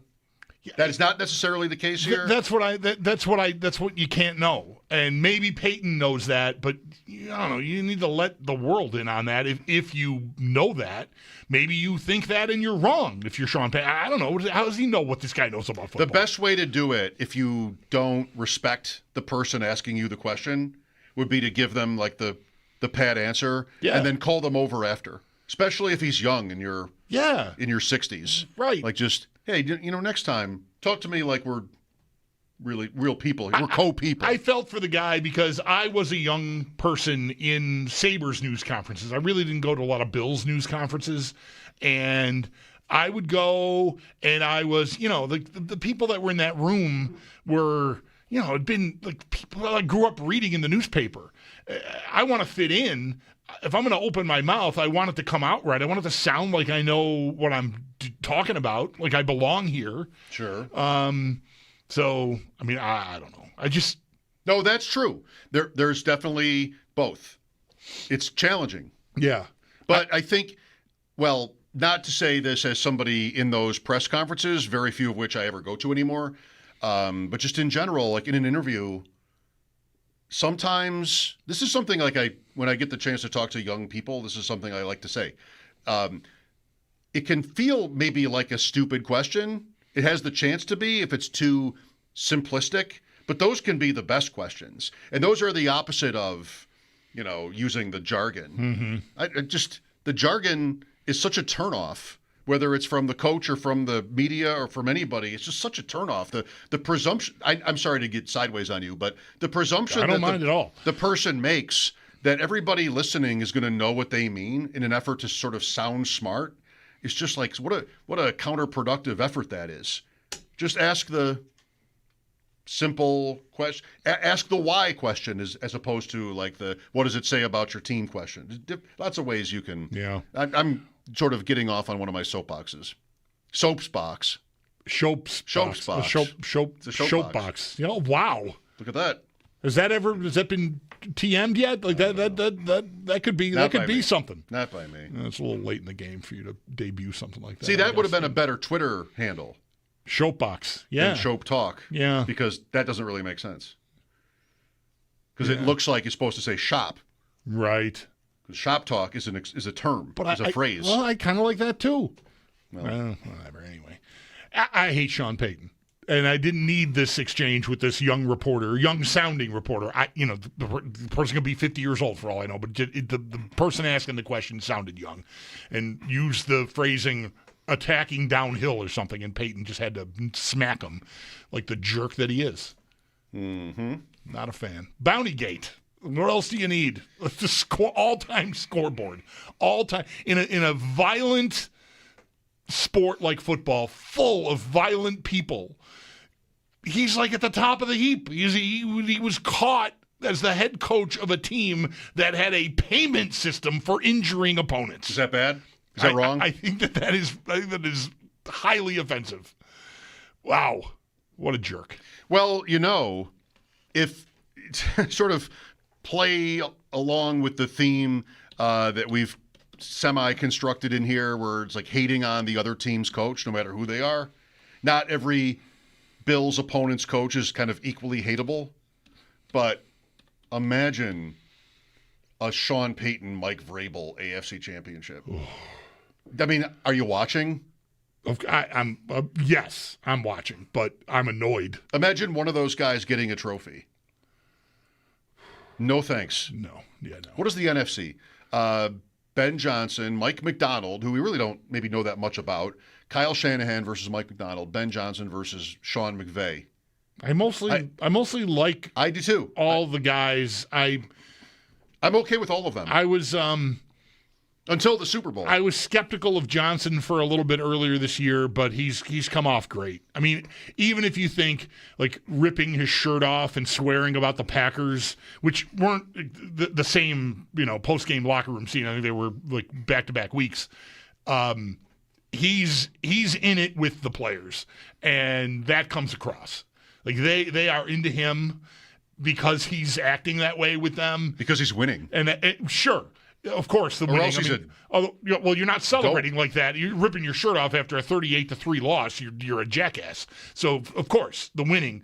But there's a connectivity there that I wasn't sure he would have. I remember talking to Matthew Collar about this in the summer, and he raised a concern that I thought was valid. He's one of these offensive guru guys. Is he going to be able to communicate and reach the guys? Right? He's going to draw it up. He can draw it up like a witch, but is he going to be able to get to everyone? And I think he's managed to do that. So full credit to him.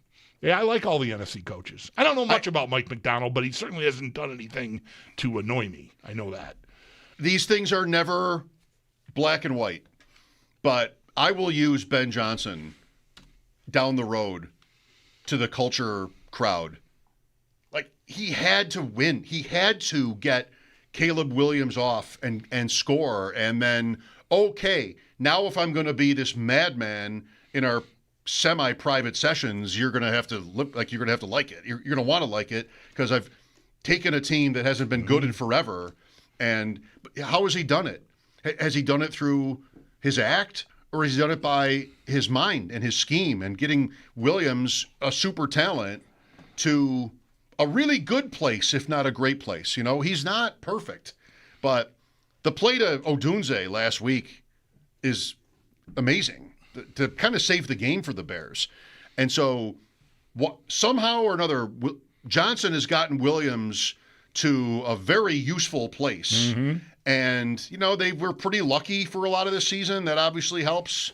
And then I think you can go, Sam Panayotovich is interesting on him because he has mocked Johnson and the Bears scene quite often this year. But you get to a point where, like, when they won in Philadelphia, I remember hearing Sam say, I can't make fun of this anymore. Right. They ran right through the Eagles. It's working. Yeah. It's working. Right. And so there's your culture, right? Like, everybody will debate which comes first.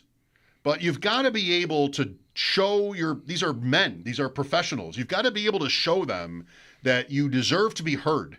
This is what we're going to do. And what that could be offensive scheme, defensive scheme, McDermott in his time, fourth down, like Dan Campbell. Why are we doing this? Here's why we're doing this. Mm-hmm. And you've got to be able to communicate it. Right. Well, and be believable. Yeah, that's the thing.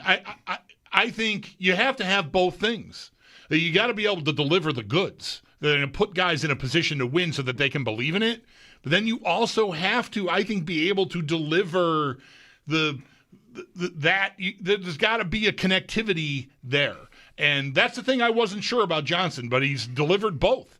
And I don't think one without the other. McDaniel, especially last year, I think was this. He's a great mind. But is he reaching 53 guys or enough of them to make it matter with his style, with how he does it? And I think the answer right now is still no. But Ben Johnson has brought you both.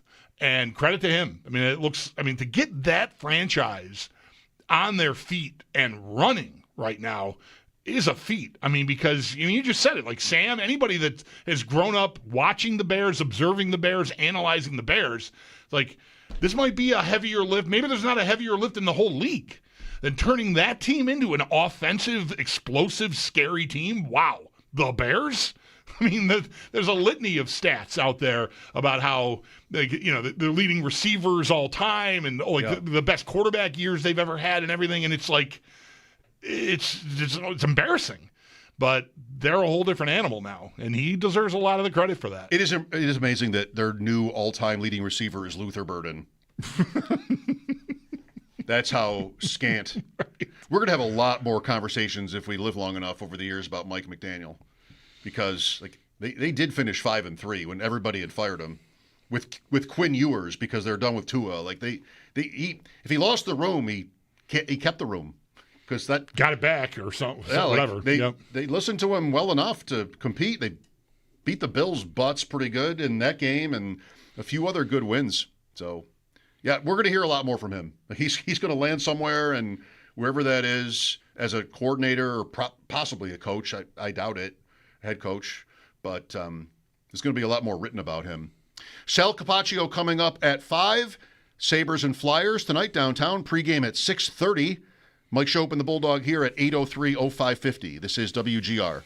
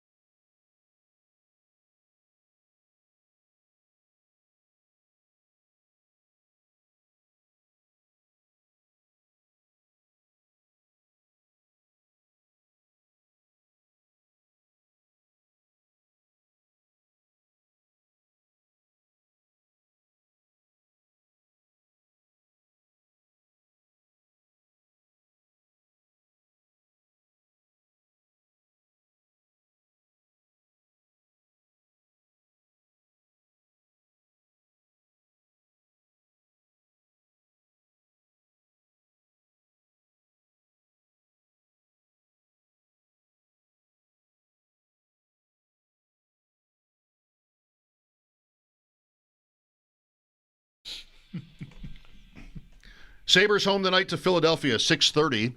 One of those teams you want to beat always, and, also right now with the standings in mind. You know who's really lost the plot? Ottawa. Yeah. What happened? What's going on there? Why are they so bad?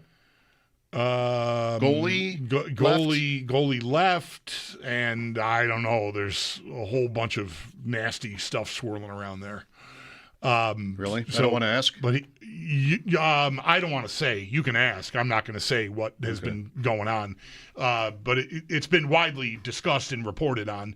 But it's just personal, ugly rumors, all rumors, but bad enough that the organization felt compelled last week to issue a statement to try to dispel the rumors, which is a step. Like normally businesses, organizations, sports teams just this isn't real. Just stay away from it. But it was everywhere, and I guess they felt they needed to try to relieve the pressure. I don't think it helped, but this has been a mess. Anyway, Olmark I read today, his gear is in the room. So he's close to coming back. He's been skating, I guess. They've never said what his reason for the personal leave was that led to this speculation and these ugly, ugly rumors. And so that, I think, has swallowed them for now. I still think that's a good hockey team, but the goaltending has really been a mess for them. My fantasy team has 4 Senators. I guess I have the Sneaky Joe problem when he had all those Browns a few years ago. Yep. You know what your problem is, Bulldog told Joe? Too many Browns. Too many Browns. I think I have too many Senators. Cousins, Kachuk, Sanderson, and Shabbat. I have Norris, too. He used to be a Senator. Yeah, he's a Sabre now. Ottawa at the Rangers tonight. The Rangers are last in the East, helped by their loss to the Sabres last week. Tomorrow is the 2005-2006 get-together. Fun. Glad to see that Sabres would do a thing. This is a thing. Yep. And several of those alumni will be around for the game tomorrow night. Hopefully they nail it with this, because that's a very special team in Buffalo sports history. I have faith that they will nail it. They have been very good at that stuff the last couple of years. I feel like the events that they do, the special nights and whatever it is, are usually pretty buttoned up. There was a time, I don't know, we were just talking off the air about the Hasek movie that's coming out, and his jersey retirement might have been the turning point, because that was a horrendous production. He's alone at center ice, which is very, very odd looking scene that they had for Hasek. And I think maybe since then they have figured out a way to present that stuff in a much, much more professional even manner. I think it's something that Pete Gwelly would be good at. He's somebody that has been Charlotte Hornets, New York Giants. It's a position that Sabres have never really had. They have borrowed from the Bills, or just had people who might not have been qualified in the Terry Pagula years to really run that. I'm not sure I want to say that, but it's sort of in general. I like Pete, and I think he's somebody that would know maybe what to avoid in these kind of settings. Hopefully they have a sellout tomorrow night, because there are lots of people who love, still 20 years later, reliving the memories of that team. More so than the next year. You don't need to do this next year, I think. No, I don't think so. It's mostly the same team, and 2 years in a row. Do you really 20 years? Make this the ceremonial reunion night for both of those seasons. I think if you're going to sell out a Monday night game against Florida, a reunion, whether it's Montreal or not, but this reunion, I'd be stunned if the building's not packed. Yeah, good. Wear your red tomorrow, red and black. Tonight, though, don't you dare. Sabres and Flyers pregame at 6:30. Sal Capaccio back to the Bills and the latest on injuries after the update. Mike Schopp and the Bulldog, WGR.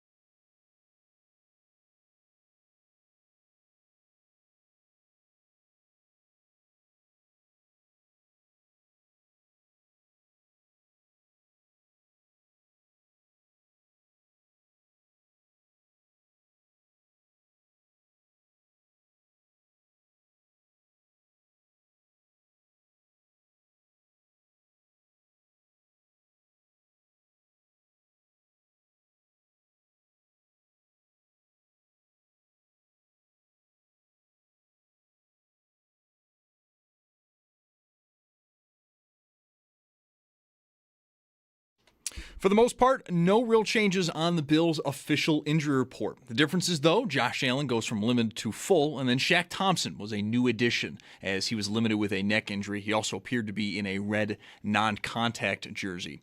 Also, some practice notes. Ed Oliver and Curtis Samuel again practice. Oliver again limited. Same for Samuel with being a full participant, while Jordan Poyer, Max Hairston, and Ty Johnson all do not practice for a second straight day. And the Barnes Firm Injury Report, it is brought to you by the Barnes Firm. Injured for help? Call 1-800-8-MILLION.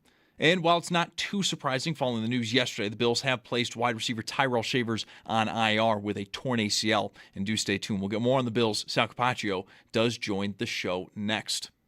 For the Sabres, it is game night tonight, a little bit later puck drop, 7:30 with pregame at 6:30. They're hosting the Philadelphia Flyers. Tonight is a TNT HBO broadcast, so if you do want to listen to Dan Dunleavy and Rob Ray, it's going to be right here on WGR. We also have 3 other games in the league tonight. At 7, the Devils host Seattle. Also at 7:30, the Sens are New York City versus the Rangers. Then at 10, over on TNT and HBO, the Kings host Las Vegas. While in college hoops, Battle of the Bridge. Canisius hosts Niagara just after 7. You can listen to that game over on AM 1400. While on our sister station, the Bet 1520, it's UB Women. They're at Ball State just after 6:30.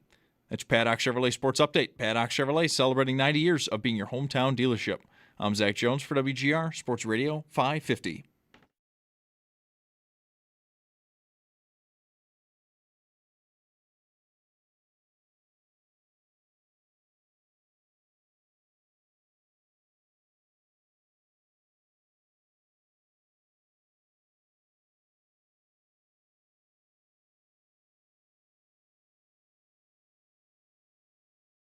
What would be absolutely perfect, not only do the Bills win the Super Bowl this year with Reggie Gilliam going 10 for 90 and 2 touchdowns and your buddy Wilkerson catching 8 passes and Amari Cooper coming back to catch the game winner, but that my headphones, which have been talking to me here for a few weeks, that's the last day of the head. They go out. It's not repairable.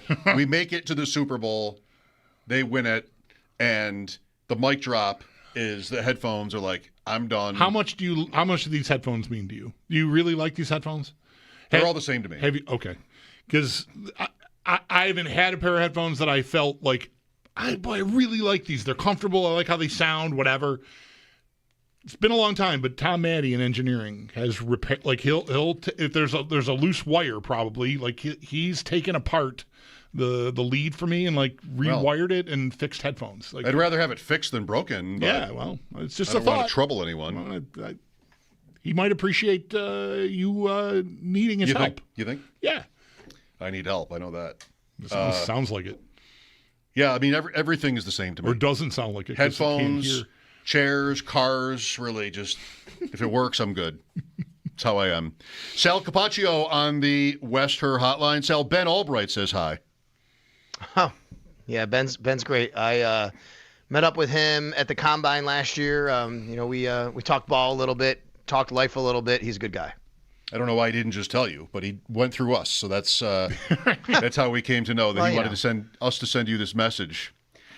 So I guess just let's run it down. How different is today than yesterday on the injury list? There's stuff that we didn't get to yesterday, right? Like Rousseau limited with a back, Epinesa limited with a neck, like that. So not necessarily different, but there's more. There was more that we didn't even get to because our minds were blown by the Shavers news. I agree, but I would say, as you guys would predict, on a day like yesterday, probably not a lot to worry about too much. So not getting it to it yesterday, I think that's okay because today is actually the more important day, right? And because yesterday was more like a normal Wednesday, it was a Tuesday. Today is your normal big practice day. So the things that are different, Josh Allen went from a limited participant to a full participant. He is listed with 3 different body parts on the injury report: foot, knee, and right finger, which we all saw those things happening in the game on Sunday. And then the other one is Matt Prater went from a did not practice to a full participant, which is good. Shaq Thompson was added to the injury report as limited, but I would say I would not be concerned with that. He honestly, he was in a red non-contact jersey. He's had neck limited every day for the last 3 weeks with a red non-contact, and that's basically all it was today. I probably should just say something to bring up Prater, because last week I was pretty firm, like I just wouldn't risk it. But I always wanted to preface that with, I don't really know how he feels, and there was a lot of uncertainty about what actually happened to him in Week 18 when he left that game. But not only did they showed the confidence in him to dress him, kicks a 50-yard field goal early in the game. They don't use him on kickoffs, and Sean McDermott said that was the plan, to not use him on kickoffs. So there was not like a late decision. And the punter, Wisnowski, who goes in and kicks the ball off, seemed like somebody who has done that a million times, just like perfectly placed for most of the game. So onward, I guess, with Prater and maybe Wisnowski as the kickoff man. Yeah, for sure. I don't know what their plan is this week, but I could see that. I could see them going with Mitch Wisnowski again to kick off, and it didn't hurt them, that's for sure. I mean, the last kickoff was really important after the Bills had scored. When they scored that touchdown, and it really helped the Bills, obviously. He had a really nice punt. He had one that he wasn't very nice as well during the game. I think he did a pretty good job last week. It is interesting to me too, Mike, from this standpoint, which is we spent a lot last week talking about, okay, on one side you have Mega Leg over there, Cam Little, who can kick it from Broward County into Duval, and then on the Bills side you got an injured 41-year-old guy. What are you gonna do with him? Man, total kicking advantage to Jacksonville. What happened in the game? Mega Leg misses one from 55, and then the 41-year-old injured dude nails one from 50, and that's the difference in the game. Right, he missed right before halftime there. Pretty cool. So what about the rest of the injuries here? Like Epinesa, Rousseau, like that jumped out when I saw the injury report after we got off the air last night, and was like, whoa. I didn't even know that these things were in the window at all. Yeah, so Terrell Bernard, calf, AJ Epinesa, neck, Dalton Kincaid, knee and calf, Matt Milano, ankle, Greg Rousseau, back. All limited today, all limited yesterday.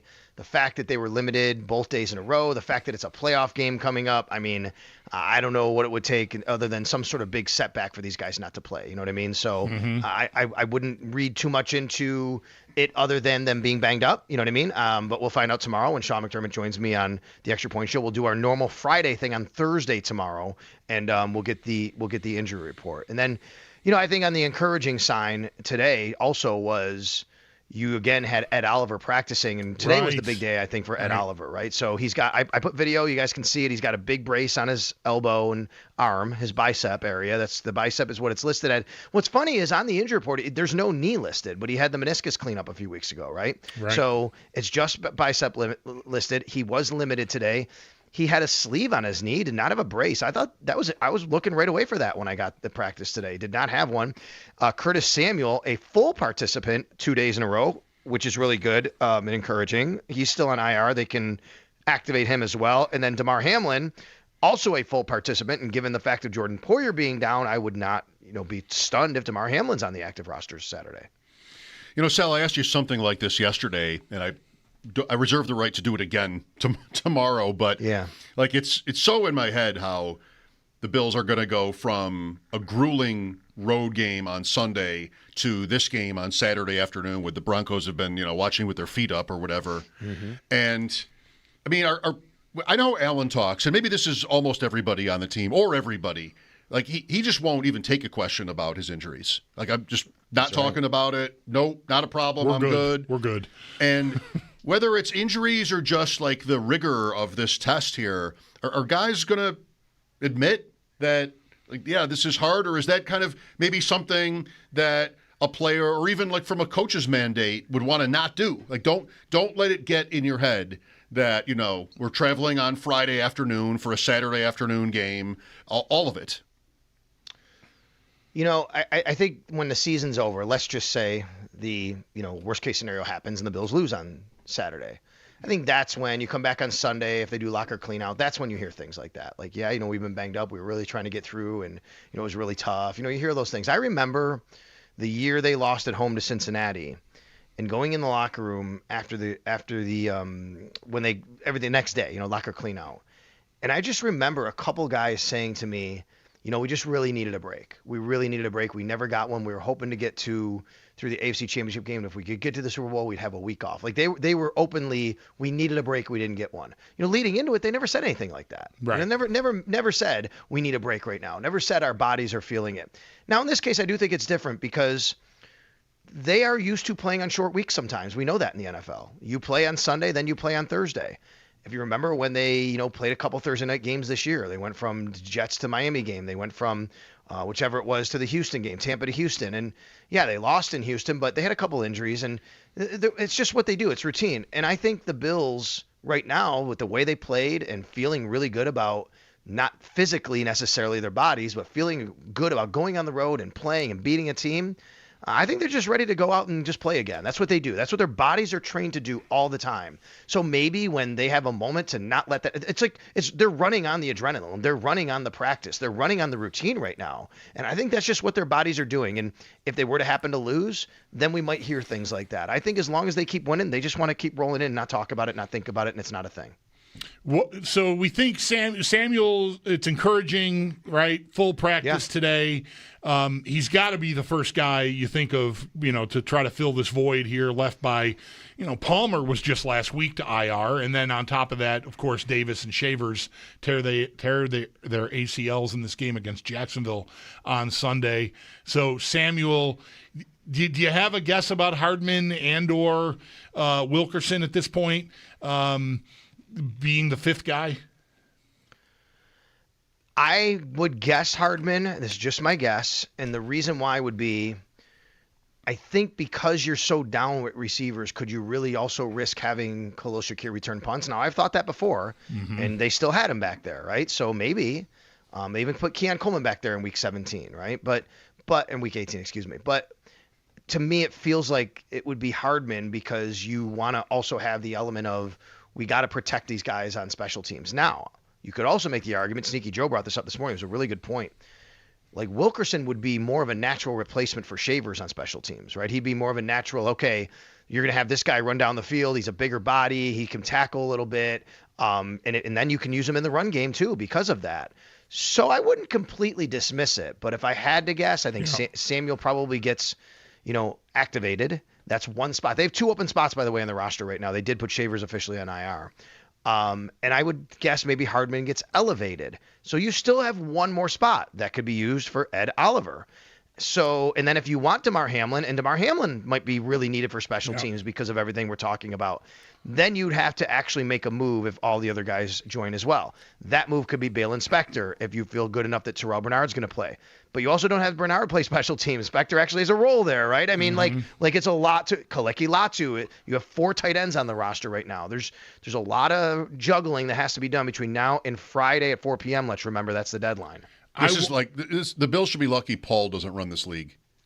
Because Paul would just no more moves. They'd be out of moves. They'd be out of moves. Yeah. So long ago, they'd be out of moves. Yeah. Just, no, you're done. Make it work. Sal, I had to play Rashid Shaheed in the playoffs in a quarterback 2 spot because I was out of moves in Paul's league. I do like sort of a stern, no-nonsense level of, commissionership. Yeah. I want to say Hardman returning punt. It's not to say that he wouldn't be active, and obviously he is a return man, and McDermott seems pretty turned on by his speed, at least when he last talked about Hardman, but he did muff 1 punt in the only game he played, and in a playoff game, not having been on the field in weeks here, boy, I wouldn't be surprised to just tell Shakir, look, just catch it and just don't worry about it.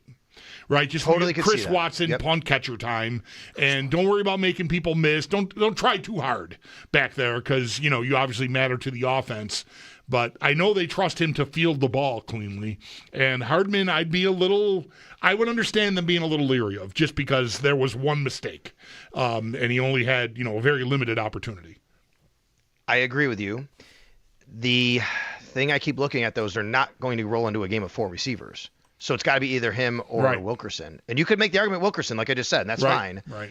But is Wilkerson really helping you on offense at all? They might need pass catchers, right? And that might be Hardman more than Wilkerson. So I think it's a tough call on how they want to play all this. Yep. Yeah, they could put Hardman up and just not use him on punt returns. Obviously, that's right. Just use him. Yep. Use him in select whatever deep pattern type stuff. But I feel like maybe Cooks has sort of taken that role that they were looking for now that he's here, because Hardman got here before Cooks did. I'm almost positive of that. So I wonder if if they see style wise a need for Hardman with Cooks here now. No, it's a good point. Their philosophy hasn't been to drive the ball downfield through the air, but they've done a little bit more of that lately, albeit with Cooks. With Cooks, yeah. Maybe it's something that they feel they can lean into in this game. In fact, I was looking at some numbers. That has been one of the areas where, as good as Denver's been, they've given up a few of those this year, and maybe that's something that the Bills feel that, hey, they're going to play man-to-man because they play a lot of man, and if they're going to play man-to-man, we're going to put a little more speed on the field, and we got to protect Josh and see if we can get a guy loose. So what do you think Denver's most dangerous offensive element is? Is it R.J. Harvey? Is it, I don't know, one of their receivers? What if you're the Bills planning for this game, what are you most, not worried about, but sort of like cognizant of? Keeping Bo Nix in the pocket. Their most dangerous element is when Bo Nix is out of pocket, out of structure, and can make plays.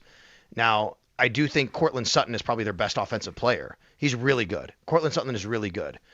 But a lot of what happens is Bo Nix runs around, he gets out of the pocket, and he makes plays. He is in a lot of ways, guys, like that. I'm not comparing him to Josh Allen as a player, but he's better out of structure right now at this point of his career than he is in the pocket. A lot like Josh was a little bit early in his career. When things are speeding up for him, he says, "Okay, I got to speed up and I got to make a play here." He can get a little out of sorts when he does that. It's very chaotic. But he can make a play or he can make a disastrous play. You know what I mean? But that's if you keep him in the pocket, he's a less completion percentage. I think he looks to try and make a play with his legs. He gets a little frustrated, and that's when you can force him into a mistake. Now, this is a Denver Broncos team that does not allow a lot of sacks. I think they allow the least sacks in the league, if I'm correct on that. There's a Bills team that doesn't sack the quarterback a lot. Okay, fine. Because you know what? To me, I don't think the Bills should be concentrating on trying to sack him. You just got to keep them contained. You keep them in the pocket. To me, that's their biggest weapon they have. Sack totals this year. Denver had 68. So I'm looking at defense. Yeah. That's not what you brought up. And the Bills had 36. He was sacked 22 times, Bo Nix. That's it. And Allen 40. Yeah. Allen 14 last year. Right. 22 is a low number. Yeah. So I would just go with a cage rush. You know what I mean? That's what I think you need to do this week. Yeah. Now, if you get him in a 3rd and 8 or whatever, okay, have your chance. He wants to run. We'll try and be there. But I just think this week might be a week where you're not going to probably get to him anyway. But what you can do is contain him and force him into a mistake. Do you think Jacksonville is a better team than Denver?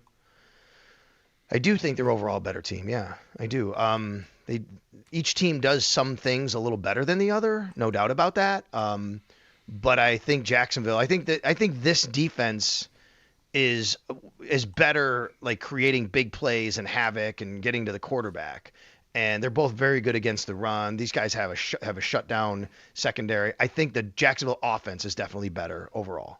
Denver is one difference between the Jaguars and the Broncos is takeaways. For as good as the Denver defense is statistically, they did not take the ball away very much this year. Like, they're low in interceptions, 14 takeaways, period. That's tied for the 4th fewest in the NFL. I think that's largely a luck stat. But, to that point, Jacksonville had something like 31, and they had the Ray Davis fumble on special teams, but that was it against the Bills offense last week. So but I think to me, Mike, it's like a sliding scale. One team is really good at sacking the quarterback, but not great at taking the ball away. The other is not very good at sacking the quarterback, but really good at taking the ball away, right? So I do think those things are related, by the way. Like, if you're sacking the quarterback, he can't throw it to you. You can fumble it to him, he can't throw it to you.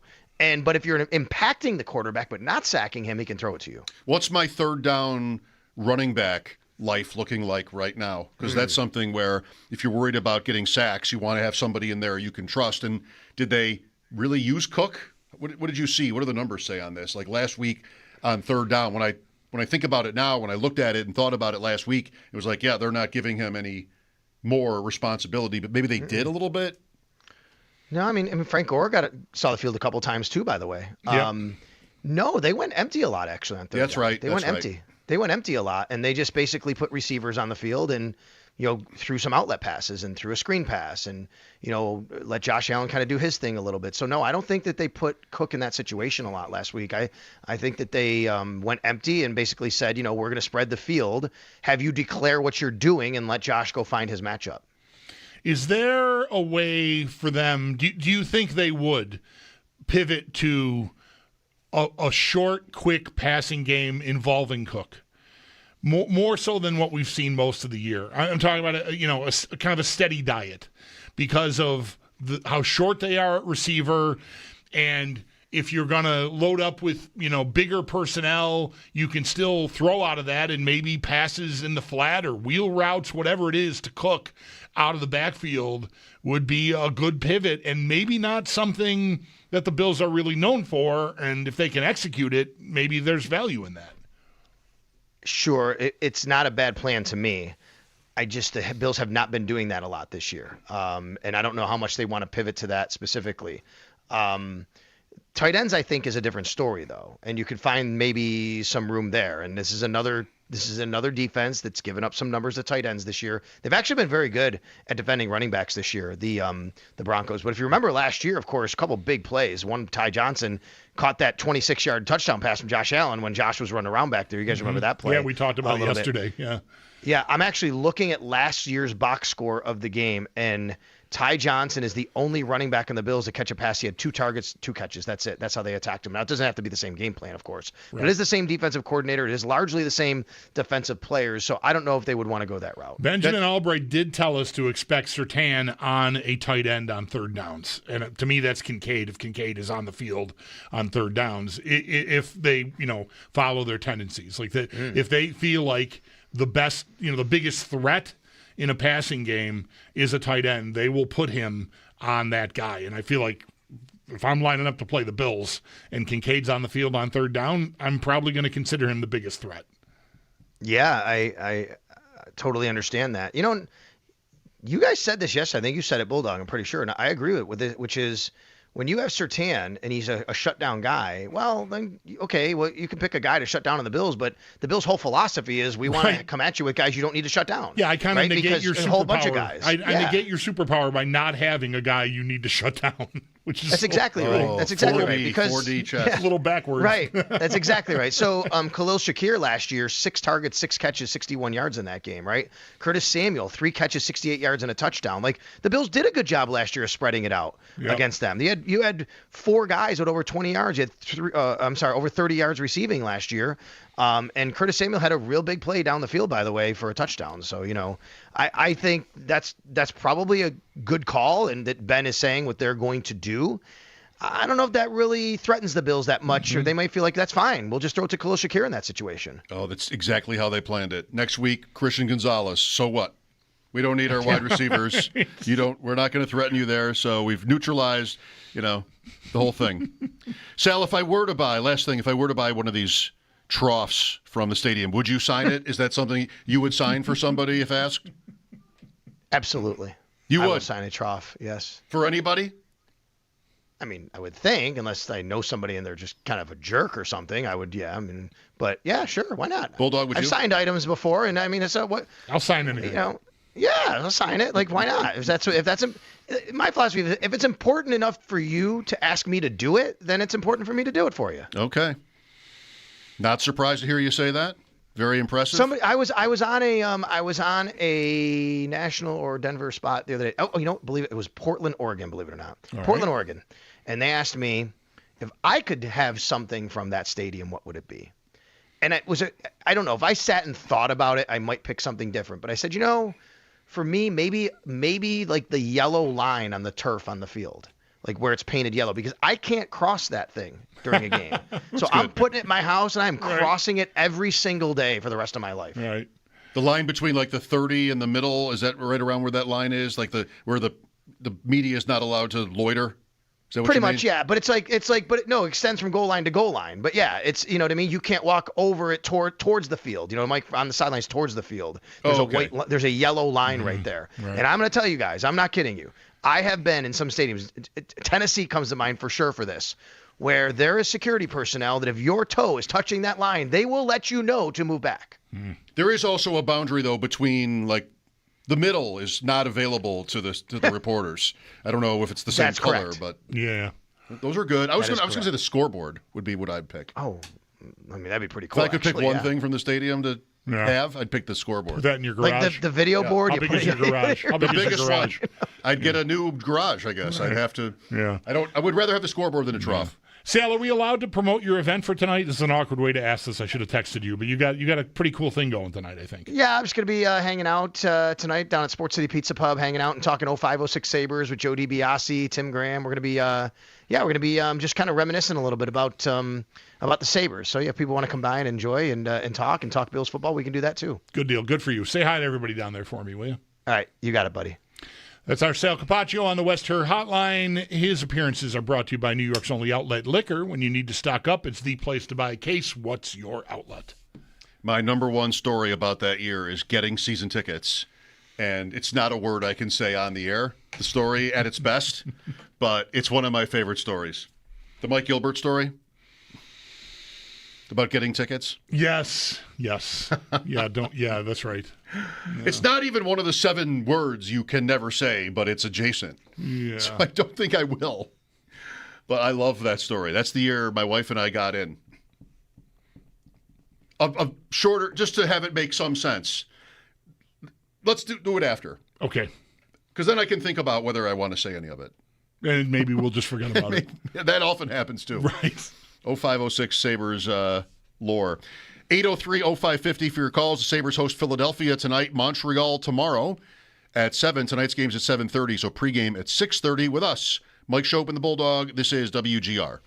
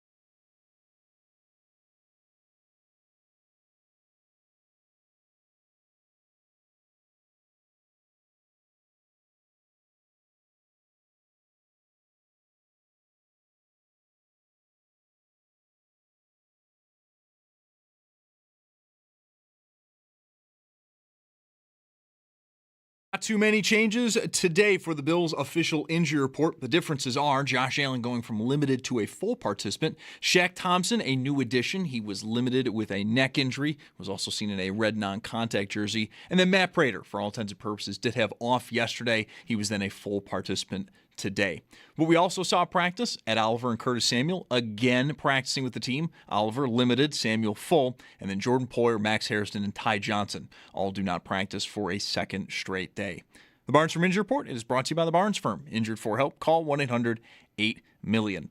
It's not too surprising based off the news yesterday, but the Bills have officially placed wide receiver Tyrell Shavers on IR after he tore his ACL. Sal Capaccio, though, has more on today up at our website, WGR550.com. Sabres game night tonight. Puck drop at 7:30. Pregame in about an hour at 6:30. They're hosting Philadelphia. This is going to be a TNT HBO TV broadcast, so if you do want to listen to Dan Dunleavy and Rob Ray, it'll be right here on WGR. We also do have 3 other games in the league tonight. At 7, Devils hosting Seattle. 7:30, the Sens are in New York City to take on the Rangers. And then at 10, over on TNT and HBO, the Kings host Las Vegas. And in college hoops, Battle of the Bridge. Canisius hosting Niagara just after 7. You can listen to that game over on AM 1400. While on our sister station, the Bet 1520, UB Women at Ball State just after 6:30. That's Paddock Chevrolet Sports Headlines. Paddock Chevrolet celebrating 90 years of being your hometown dealership. I'm Zach Jones for WGR Sports Radio 550.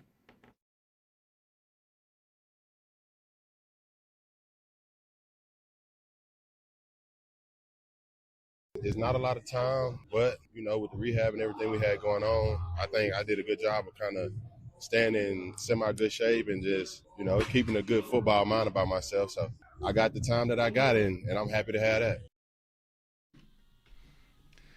That is Ed Oliver. Couldn't really think of a joke. Thought about that Flyers announcer. Took advantage of my time off.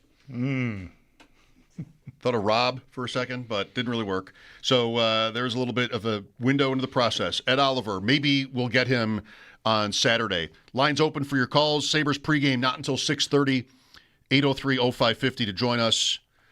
It just occurred to me last week, so it's Wednesday, right? We're late Wednesday now. Mm-hmm. Last week, it was bothering me that at every turn, we were talking about the Bills as if they had lost to Jacksonville. Like, what if they lose? Right. Was the undercurrent of every conversation, like coaching change, GM, just anything. What will it feel and look like if they lose in the wild card to the Jaguars? Fired back up now? Is that what you're trying to do? Well, that hasn't come up at all this week. I know. Like, we haven't had a minute of what if they lose this game? What if they lose this game? It's different, isn't it? Like, it's the divisional round again. It's not even the AFC Championship, but it's also not the wild card.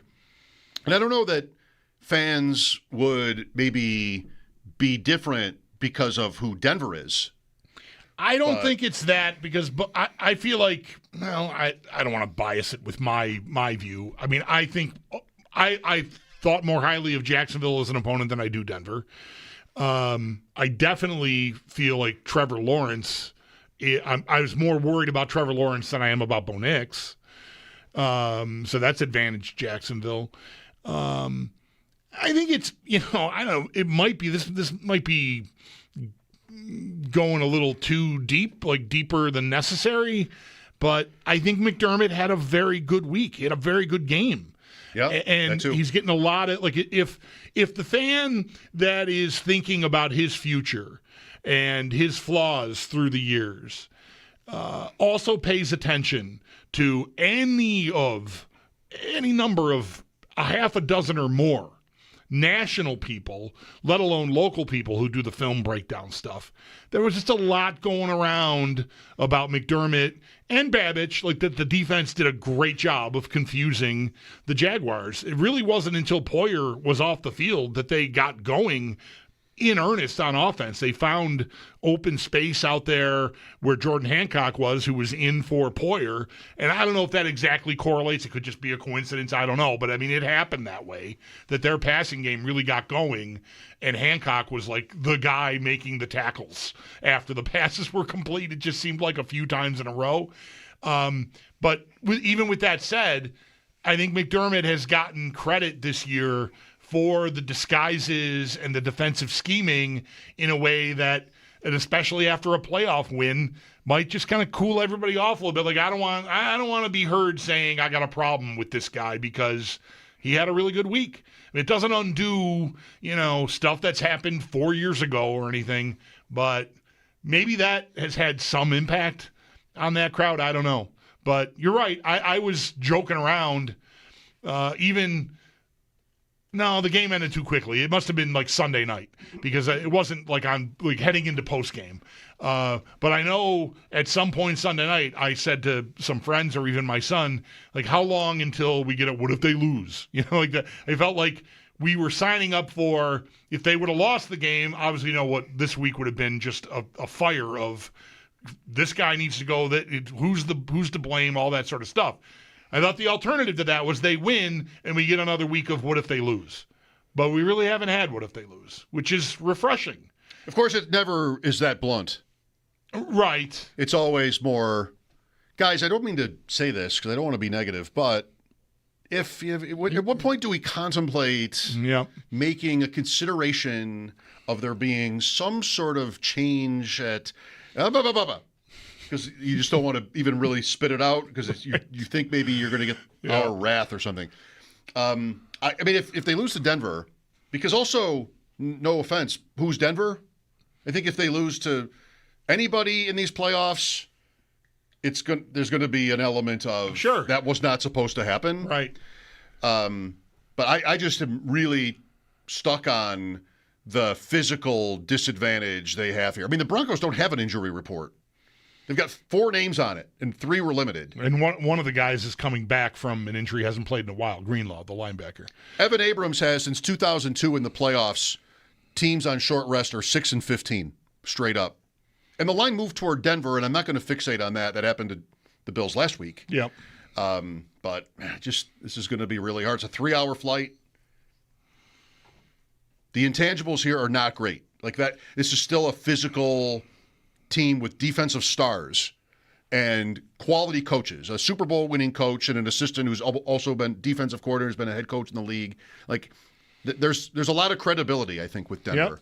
Yep. Jacksonville maybe had less, but maybe better players. That's what I think. That's what I think. I like Liam Cohen a lot, but what has he done? What's he accomplished, right?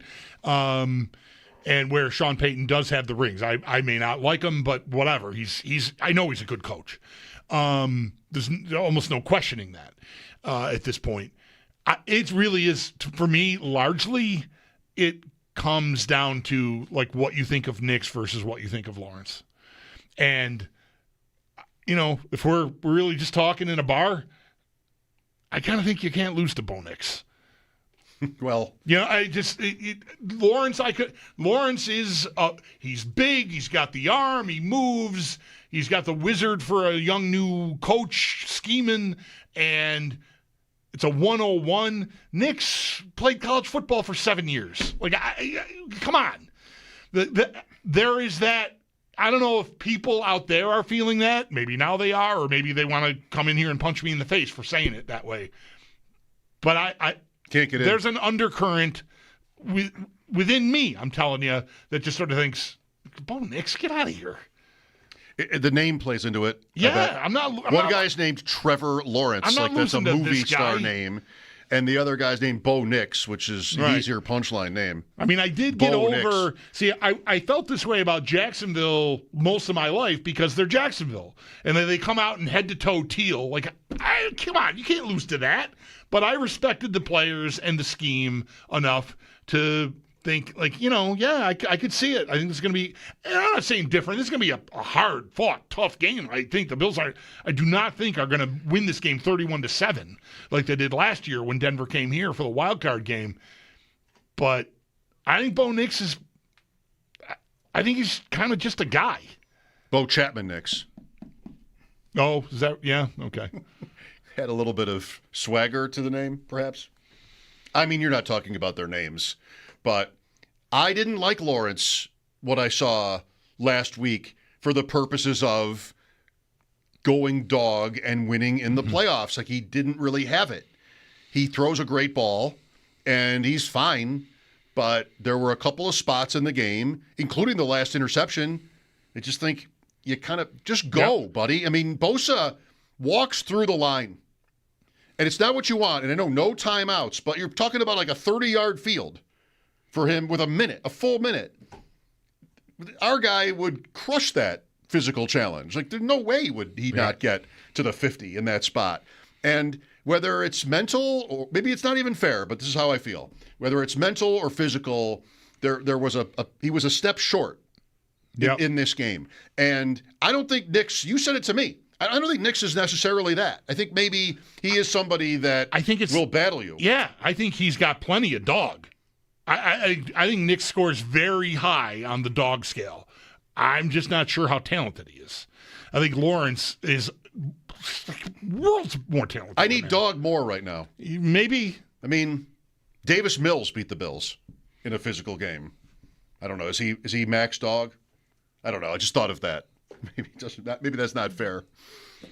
Maybe I say it every time. I'm not even sure this is fair to Lawrence. Sample size. But that's the playoffs. That's the whole reason for our existence, is trying to figure out if losing in the playoffs means you're flawed, right? And sometimes I think Justin Herbert's facing that. I think Justin Herbert better, maybe it's already started, probably has, brace himself for another year of how he's less than, because in the playoffs he wouldn't throw the ball. That was my number one issue about him, was how come everything looks so short? Like, just go.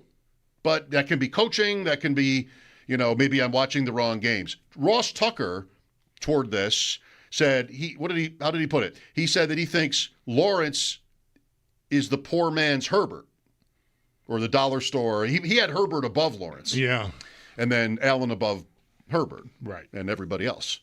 So, I don't know. I'm curious about Nix. Like, the guy, you watched more college football than I did when he was playing for Auburn, and I never thought he had a chance to be a good pro quarterback. No, but he was one time. He was always on good teams. Yeah. Like Auburn, Oregon. Yeah, I mean, big games, good teams. Yep. That's what Peyton liked about him. I can win with this guy, is what he did at the 10th overall pick or whatever that was. Yep. Was that the number that year when everybody was that McCarthy's number? 12th was Nix. Here's Steve next. Hi, Steve. Hey, guys. Love the show. When the game's over, I usually text my buddies, call my dad, and then I turn you guys on because I really like hearing your take. So just wanted to say that. Thank you. Thank you. That's smart, because the first part of the show is usually like player and coach interviews, so you don't really hear from us anyway for the first we're not half even talking. hour or so. That's right. Call your dad and text your friends. Take the compliment, Chris. Take the compliment. I am. I'm just saying. You do it a smart way. Anyway, go ahead. I love this topic, though, about why is the mood a little different this week. I feel like Denver is a Super Bowl winning coach. It's at altitude. They have the rest like all the intangibles you just mentioned, Mike. And it's like, hey, if we were to go out, it would be heartbreaking. But, man, we couldn't lose to the Jags, right? You got to beat that team as good as they looked. And I felt like that was the mountain a really tough mountain to climb last week. And I think that's just giving me more optimism. Josh was Josh. The team really played well. McDermott coached a great game. So I think maybe that's why my collective mood is a little higher this week. And it's just, boy, I hope we can do it. Simple as that. Yep, very good. Thank you, Steve. 803-0550, Sabres pregame not until 6:30. So we'll keep on Bills Broncos when we return, probably. Mike Schopp and the Bulldog here, WGR.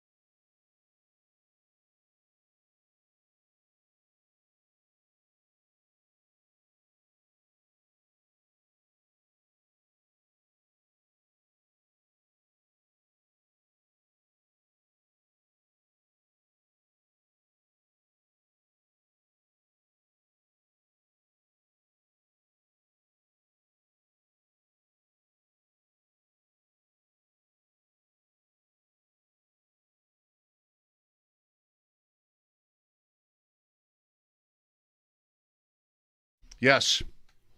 Talking about soup. An old favorite topic of yours. Sure. Right? Sure. Will you ever forget Filippone? Yeah, I'm not going down to somebody who eats Italian wedding soup every 3 day. days a week. Yeah, right, or whatever it was. Yes. Yes. I'll never forget that line. The best. Love him. The best. Yeah, I don't eat a lot of soup anymore.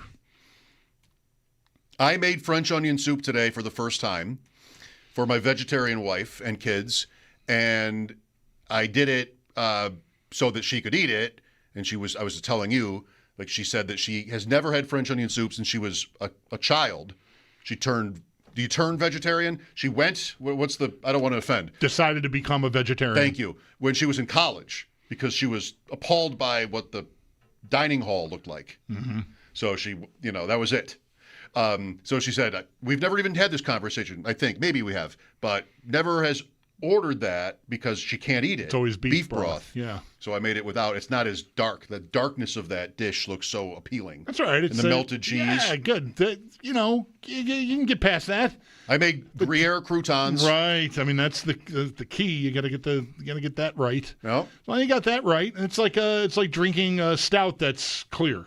Which we've done. Don't look at it. Yeah, right. It's whatever. it smells like a stout. It tastes like a stout. It looks like a lager. Wasn't the deal with sort of like the beginning phases for me with beer, with like good beer, the heady topper crowd was in a can because they didn't want you to see it because it was so cloudy? Wasn't that why like the Sip of Sunshine and some of those beers were marketed only in cans? Sip of Sunshine is a West Coast, even though it's from Vermont. Okay. It's clear and dank like I like. And I like heady topper just fine. Like there are cloudies that I really like, and that's one of them. But wasn't that the thing? Like they didn't want you to see it. I think so. Yeah. But I think everybody's kind of gotten over that. But I still, me too. when I get heady topper, More Room has it occasionally. They get deliveries of 4-packs, and I'll bring some home or have a couple there. And I always drink it out of a can. I never pour it in the glass. And it's delicious. And they might even say that right on the can. It says to on do the can, that. drink from the can. Drink fresh, drink fresh right from the can. I think it says around the top of the can. Please don't look at my soup. It's good. You're going to like it. Right. Don't worry about it. Yep. It's just not dark. Gruyere croutons, though. Close. You know who likes Gruyere cheese? Margot. Oh, well. My knife skills, I'm so sloppy with it. Like, stuff she knows. Like, I spray a little bit. She needs to get near you when that's happening. Yeah. Oh, but she does not miss a moment. So, but it's, at least when I walk out, come here, the floor is clean. Quote, clean. Margot has been licking up all the Margot clean crumbs. Margot clean. Yeah, it's not clean at all, is it? We know where her mouth has been. I do. It's not clean at all, but, whatever. Sabres and Flyers tonight, 6:30 pregame. We didn't do reverse AFC power rankings, and they seem a little bit unnecessary when you're in the playoffs, but I also don't want to go forever leaving Jacksonville at number 1. Yeah, we maybe should do something about that. Now could be such a time. Maybe now. Coaching changes still have yet to materialize, so that'll give us another reason to update in the coming weeks, days. Perhaps we'll... Could save it for tomorrow, too. Whatever. Let's see. What do we have tomorrow? Ostrowski. Another hockey game. Maybe a Sabres guest, an alumni during the day. Sal again before he flies off. Yeah. And then the 6 o'clock pregame for the Sabres and Canadiens. Right. Big week. Florida got him. We'll see you about tonight. Philadelphia and then Montreal tomorrow. Mike Schopp and the Bulldog here. We'll be right back. This is WGR.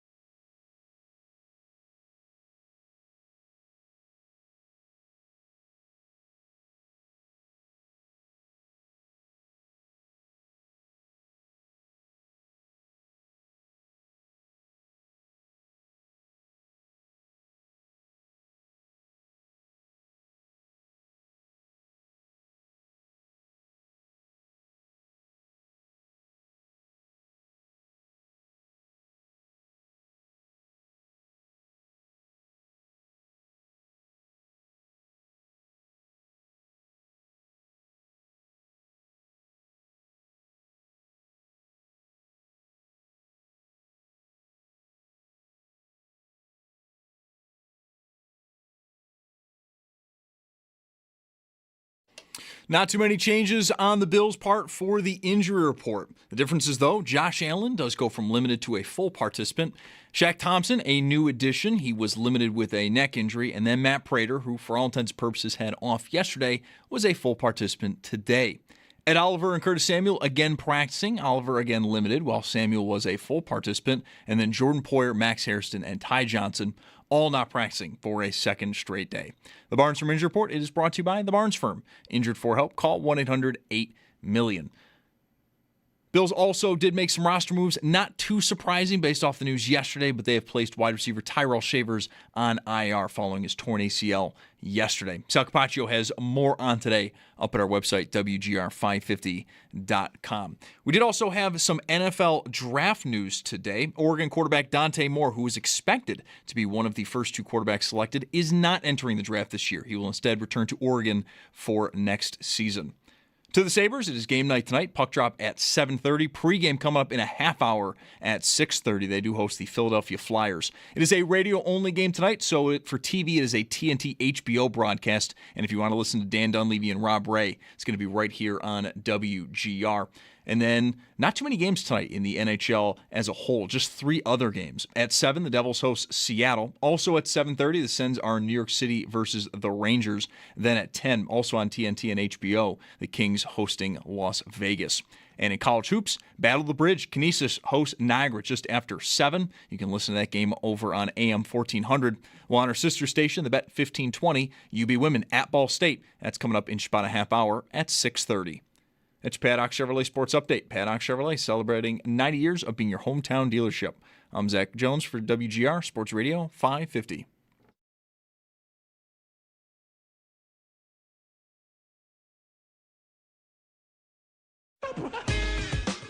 It's Mike Schopp. You might be mocking me or you might be staunchly agreeing with me. I can't tell. I'm mocking you. And the Bulldog. What is Fozzie Bear's role in this production? On WGR Sports Radio 550. I might have been a little bit aggressive on my prediction that the headphones would make it to the Super Bowl. It's been a bad couple of hours. I can't hear literally anything in my headphones right now. But I hear it crackling, so somewhere in there is a connection. Yeah. You can hear me, right? Mic's on. I got you fine. Yeah, I don't know if you can hear me, though. No. I can hear you. I know that I'm in the room with you. That's how it usually is. If you were at home, like you will be on Saturday probably, I will not be able to hear you. Yeah, it would be bad then. Right now, I got nothing. Better do something about it by Saturday then. I'm not coming I know. This is like maybe it. I got a whole routine. Not really, I don't. Should I get the power rankings? Do you want to? I mean, I couldn't hear a caller right now, so... Yeah, that seems like maybe we should do something that doesn't require callers. Nobody's waiting to talk, as far as I can tell. All right, let me get them. You sure you want me? I can get them for you. I'll get them. I got nothing to do. All right. You can't hear anyway. I like that Fatty Beer T-shirt, by the way, that you're wearing today. I noticed it earlier, and I meant to say something. It's a good logo. It's a good shirt. We were just talking about beer. Beer's good. I like beer. Yeah, the Jaguars were number 1 from Christmas. 3 in a row. Through, yeah, right. Wow. Reverse AFC Power Rankings powered by Empire Electric, your local neighborhood electrician. Is there... The music's playing. Is it? Now. Okay, good. Yeah. Oh, no. It just went. You maybe should just take those. You maybe should just take those off. I don't know. What happens when Paul comes on? If these headphones won't allow for me to hear the music blaring behind Paul, we know it's over. Well, that's right. But if you can't hear the music, you're probably not going to be able to hear Paul. No, I know, but that's the sign. If I can't even hear, the Gin Blossoms cover band going on at the arena, there's no hope. Because it's always so much louder than he is. All right, well, I'm going to try to make it work. I know, the hardship. Reverse AFC Power Rankings, current state of affairs, 16. I'm going to say Jets. They clearly are not moving on from Aaron Glenn. No. Although that team, I think, very evidently did quit down the stretch. They're going to stay the course. Ownership must really like them. Or I don't really trust ownership. They just don't want to pay him to quit. Again, somebody like that, and kind of the Sabres mode. I mean, they do have the matching droughts, and there are similarities. Yeah, the Jets are nowhere, and they found out today that there's not going to be a quarterback available in the draft to them. Not a great day for them. Not the one they probably would have wanted. I mean, well, right, there'll be somebody else, but it's not going to be someone worth picking at 2. If they pick a quarterback at 2, things change. This is not going to change. Oh, well, what should they do then? Well, I mean, pick a receiver. Maybe there will be some guy that everybody crushes on. Yeah. That because it is right to point out. I'm sorry, I got to go all the way back to 2017 to make this point, but this time, 2017, and even into March, Patrick Mahomes was like a 4th round pick. Telling you. And then the Chiefs just went, you know what? We're going to do that. But, man, I don't know who that guy is. We were talking off the air a little bit. We talked on the air about this a little too, but off the air, the South Carolina's got a guy, but it's all just raw. So, I don't know, man. Not a good day for the Jets, I don't think. I'm about a minute away from putting headphones in my phone calendar for tomorrow. I cannot even get a glimpse here. Mm-hmm. Okay, Jets, 15. Last week, this was the Raiders.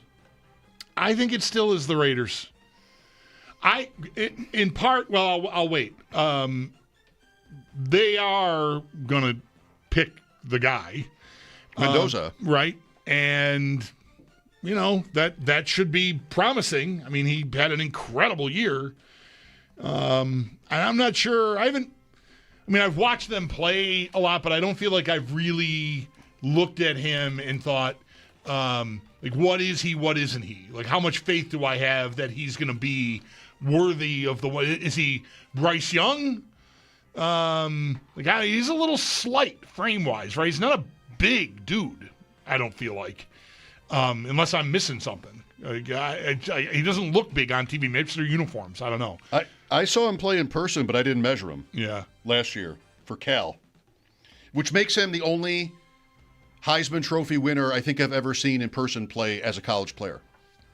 So I saw Vic play at the Dome, and he did not win the Heisman, and Brady at the Dome, he did not win the Heisman. I don't think I've ever seen a Heisman Trophy winning player. Trying to make a move here. All right, we're Vegas then. I'm just trying to get through it. Yeah, I'm gonna go. I'm gonna go Vegas. Yeah.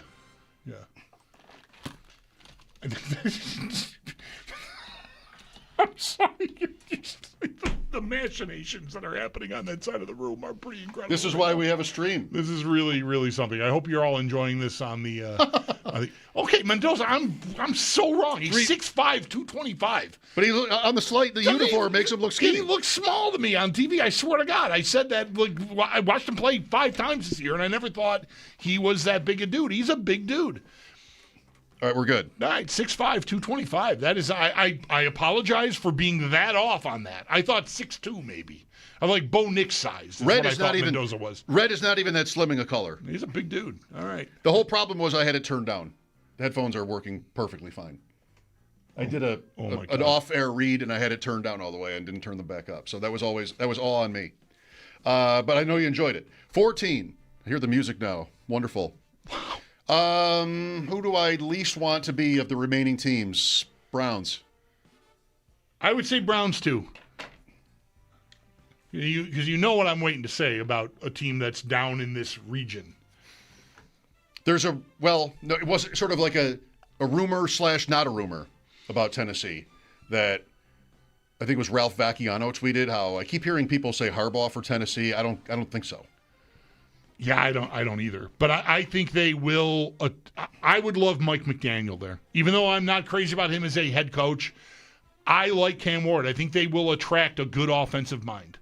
Because I think people that really are down in the weeds can see there is something to be developed in Ward that the Tennessee just was incapable of doing with Bill Callahan as their head coach. Brian Callahan. Bill Callahan is their offensive line coach or whatever his job was. That's correct. Thank you for being here to correct me on that for the 50th time this year. His son, Brian. Right. All right, Cleveland, 13. Titans. think it's got to be. All that said, yeah. I think they're of the bottom tier teams.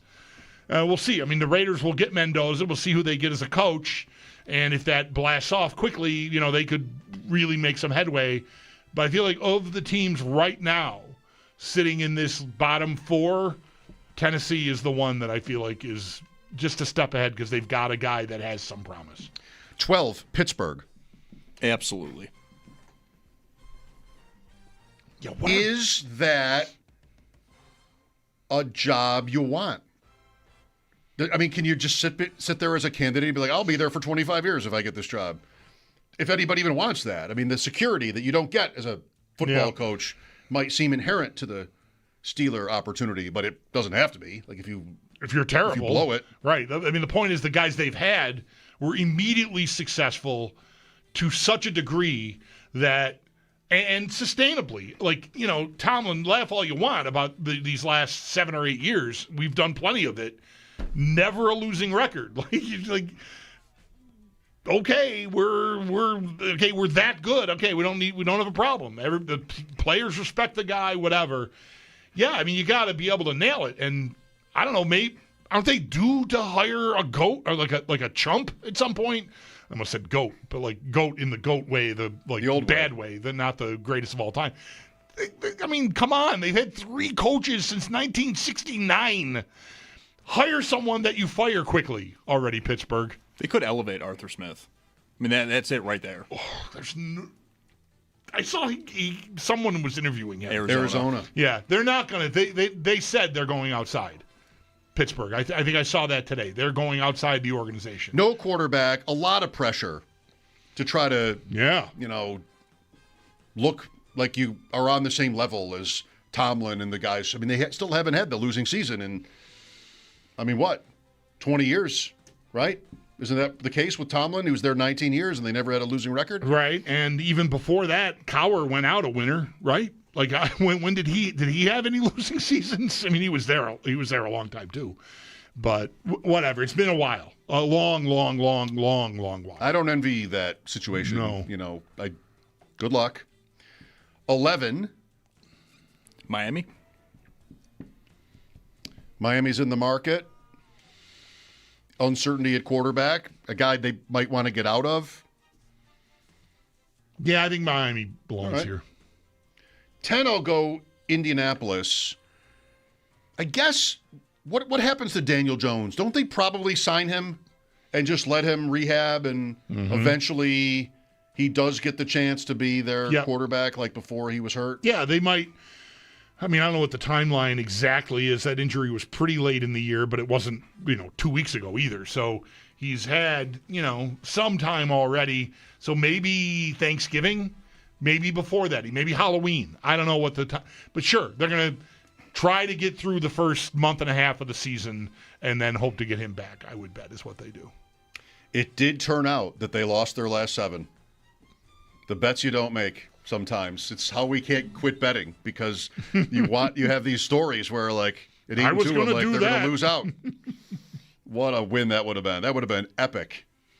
I didn't see it anywhere because with me on a loose night, if it's on my phone, Indianapolis under 8.5 wins when their record is 8-2, I hit it. Like I'm not going to put a lot of money on it, but I want to have it. Didn't see it. Didn't. Where do you even get a line like that? You got to go through Sam. You got to go DK Horse style. You got to know a guy. You got to know a guy. DK Horse. A members only jacket, probably. 10. It was 10. 9. LA. No. I don't know who I want here. Not Baltimore. Not the Chargers. Chiefs time. Bengals. Cincinnati. Bengals. I'll go Bengals. How about Zach Taylor, last man standing in the AFC North? Right. Missed the playoffs 2 years in a row. And he's the one who's still standing there. They kept Marvin Lewis around, though, without winning a playoff game. He made a Super Bowl. That man's retiring in Cincinnati. That's right. 8. Right now, I think I got to say Chiefs. I mean, Mahomes is going to be out. Maybe the same kind of timeline as I just talked about with Daniel Jones. Maybe Really? you can hope for 9 months is Halloween, isn't it? Not quite. Boy, that's going to be insufferable all summer. There's going to be a lot of no one. The videos that are going to make the rounds of him rehabbing. No one has healed faster. Are just going to be incredible. I think that'll be everywhere. Maybe he'll come back in time for the start of the season. I don't know. Am I rushing them? I just. It's possible. Diggs, right? It's right. But it's not unheard of. Diggs was October, wasn't it? Yeah, a little earlier. So that's 2 months. Happens, that's though. 2 months earlier. I mean, he was hurt in December. Wasn't That's right. Yeah. I just wouldn't assume that he won't be back early. But okay. KC at 8. Would you rather be the Ravens than the Chiefs? Yeah. 7. Chargers. Baltimore. I'll go Chargers. I like the owner's interview yesterday. Aren't the Chargers still, though, in pretty solid shape? Well, they'll get the tackles back. They fired Roman. They're changing out Roman, right? I don't know. We're already starting to run long in the tooth with Harbaugh. He gets 5 years at a place. Herbert could shake you up a little bit. I don't know. It was a really bad night for him. Yeah. Again. Yeah. And they were, I don't know. How did you see that? The broadcast, the telecast, Collinsworth was I wondered. I was going to text you during the game. Does he have Collinsworth a track record of just beating on Herbert? Is that a brand for him? I don't know. Because he was really hard on him.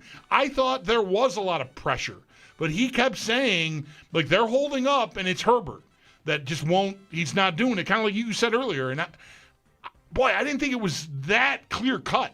I mean, there were a lot of free rushers there.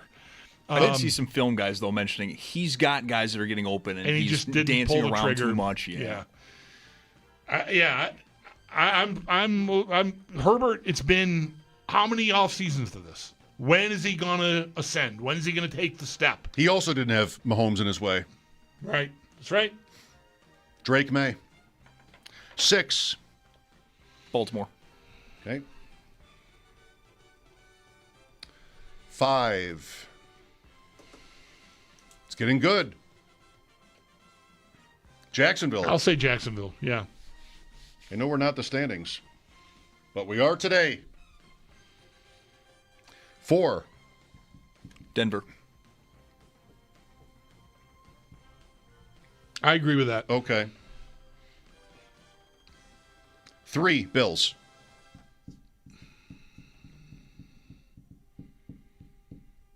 It's one guy. It's not fair. Some of their offensive line, they have guys that put in a good effort on Sunday. But man, it's just never felt more like it's all about whether. Can you imagine? We just had Cook have an off game and they scored 27 points and won. Finally, we could actually extricate ourselves from thinking that they can't be anything without James Cook. Finally, Allen forced into it and delivers. I'm good. I'm good on the Bills. This is 3 we're at? They don't outrank New England really in any way. They weren't as good during the season. No, only career accomplishments is the only way they outrank New England right now, I would say. And Houston seems pretty scary. Nico Collins is probably a big loss, but this is another one of those where he wasn't really that frequent a factor to begin with. And that injury, that concussion, looked like maybe he would miss time. So I don't know if that'll change, but suddenly Christian Kirk was back in the league. Yeah. And their defense was so dominant that they could have Stroud fumble 5 times and throw a pick and still win 30-6. That's the only thing I'm stumbling on with it. But I already said Bills, so I'm good. But I don't trust Houston on that side of the ball at all. Offense, I mean. The running back had a nice night. That was surprising. Marks, that hasn't really been consistently true, but he looked good in the game. All right, Houston 2. Yeah, they can't be 1. With that offense, you cannot be 1. New England 1. New England is 1. Reverse AFC Power Rankings powered by Empire Electric. Your local neighborhood electrician, empireelectricians.com. Call us up and tell us where we got it wrong, or really don't do that. Although Mike's headphones are working. Yes. But we're coming up on break time, and that'll be Paul. That's happened before. I don't know what it was this time that I forgot to turn them back up. Every day at one point during a break, I turned them down to do something and then turned them right back up. Today I did not. And what further damage I did to these things, jiggling yanking it, trying on this to get cord. it to work. I could have made it a lot. I might have made it a lot worse. Maybe you better still put that note in your phone for tomorrow. The headphones are like, it's not me, you idiot. You did it. You're the problem. Then I put the other ones on, and then it hit me. That you didn't. The volume was down. It wasn't Terrible an job. equipment problem. Terrible job. It was a you problem. Yeah. Totally a me problem. Sabres and Flyers tonight downtown. Pregame coming up next. Home to Philadelphia tonight. Home to Montreal tomorrow night. Tomorrow night is the 2005-06 team celebration, 20 years later. Max Afinogenov. Teppo is around for it, I saw. Yeah. Henrik Talinder, and surely others. Jay McKee, I know, is on the list too. So that'll be a cool one tomorrow. We'll be one day closer to Bills Broncos too. But first things first, the Flyers in town. Danny Briere's Philadelphia Flyers. I'm not sure if he's here for the game and maybe could be acknowledged as a part of what we have in mind for tomorrow. We'll see. Paul Hamilton will join us after a break. Mike Schopp and the Bulldog here, WGR.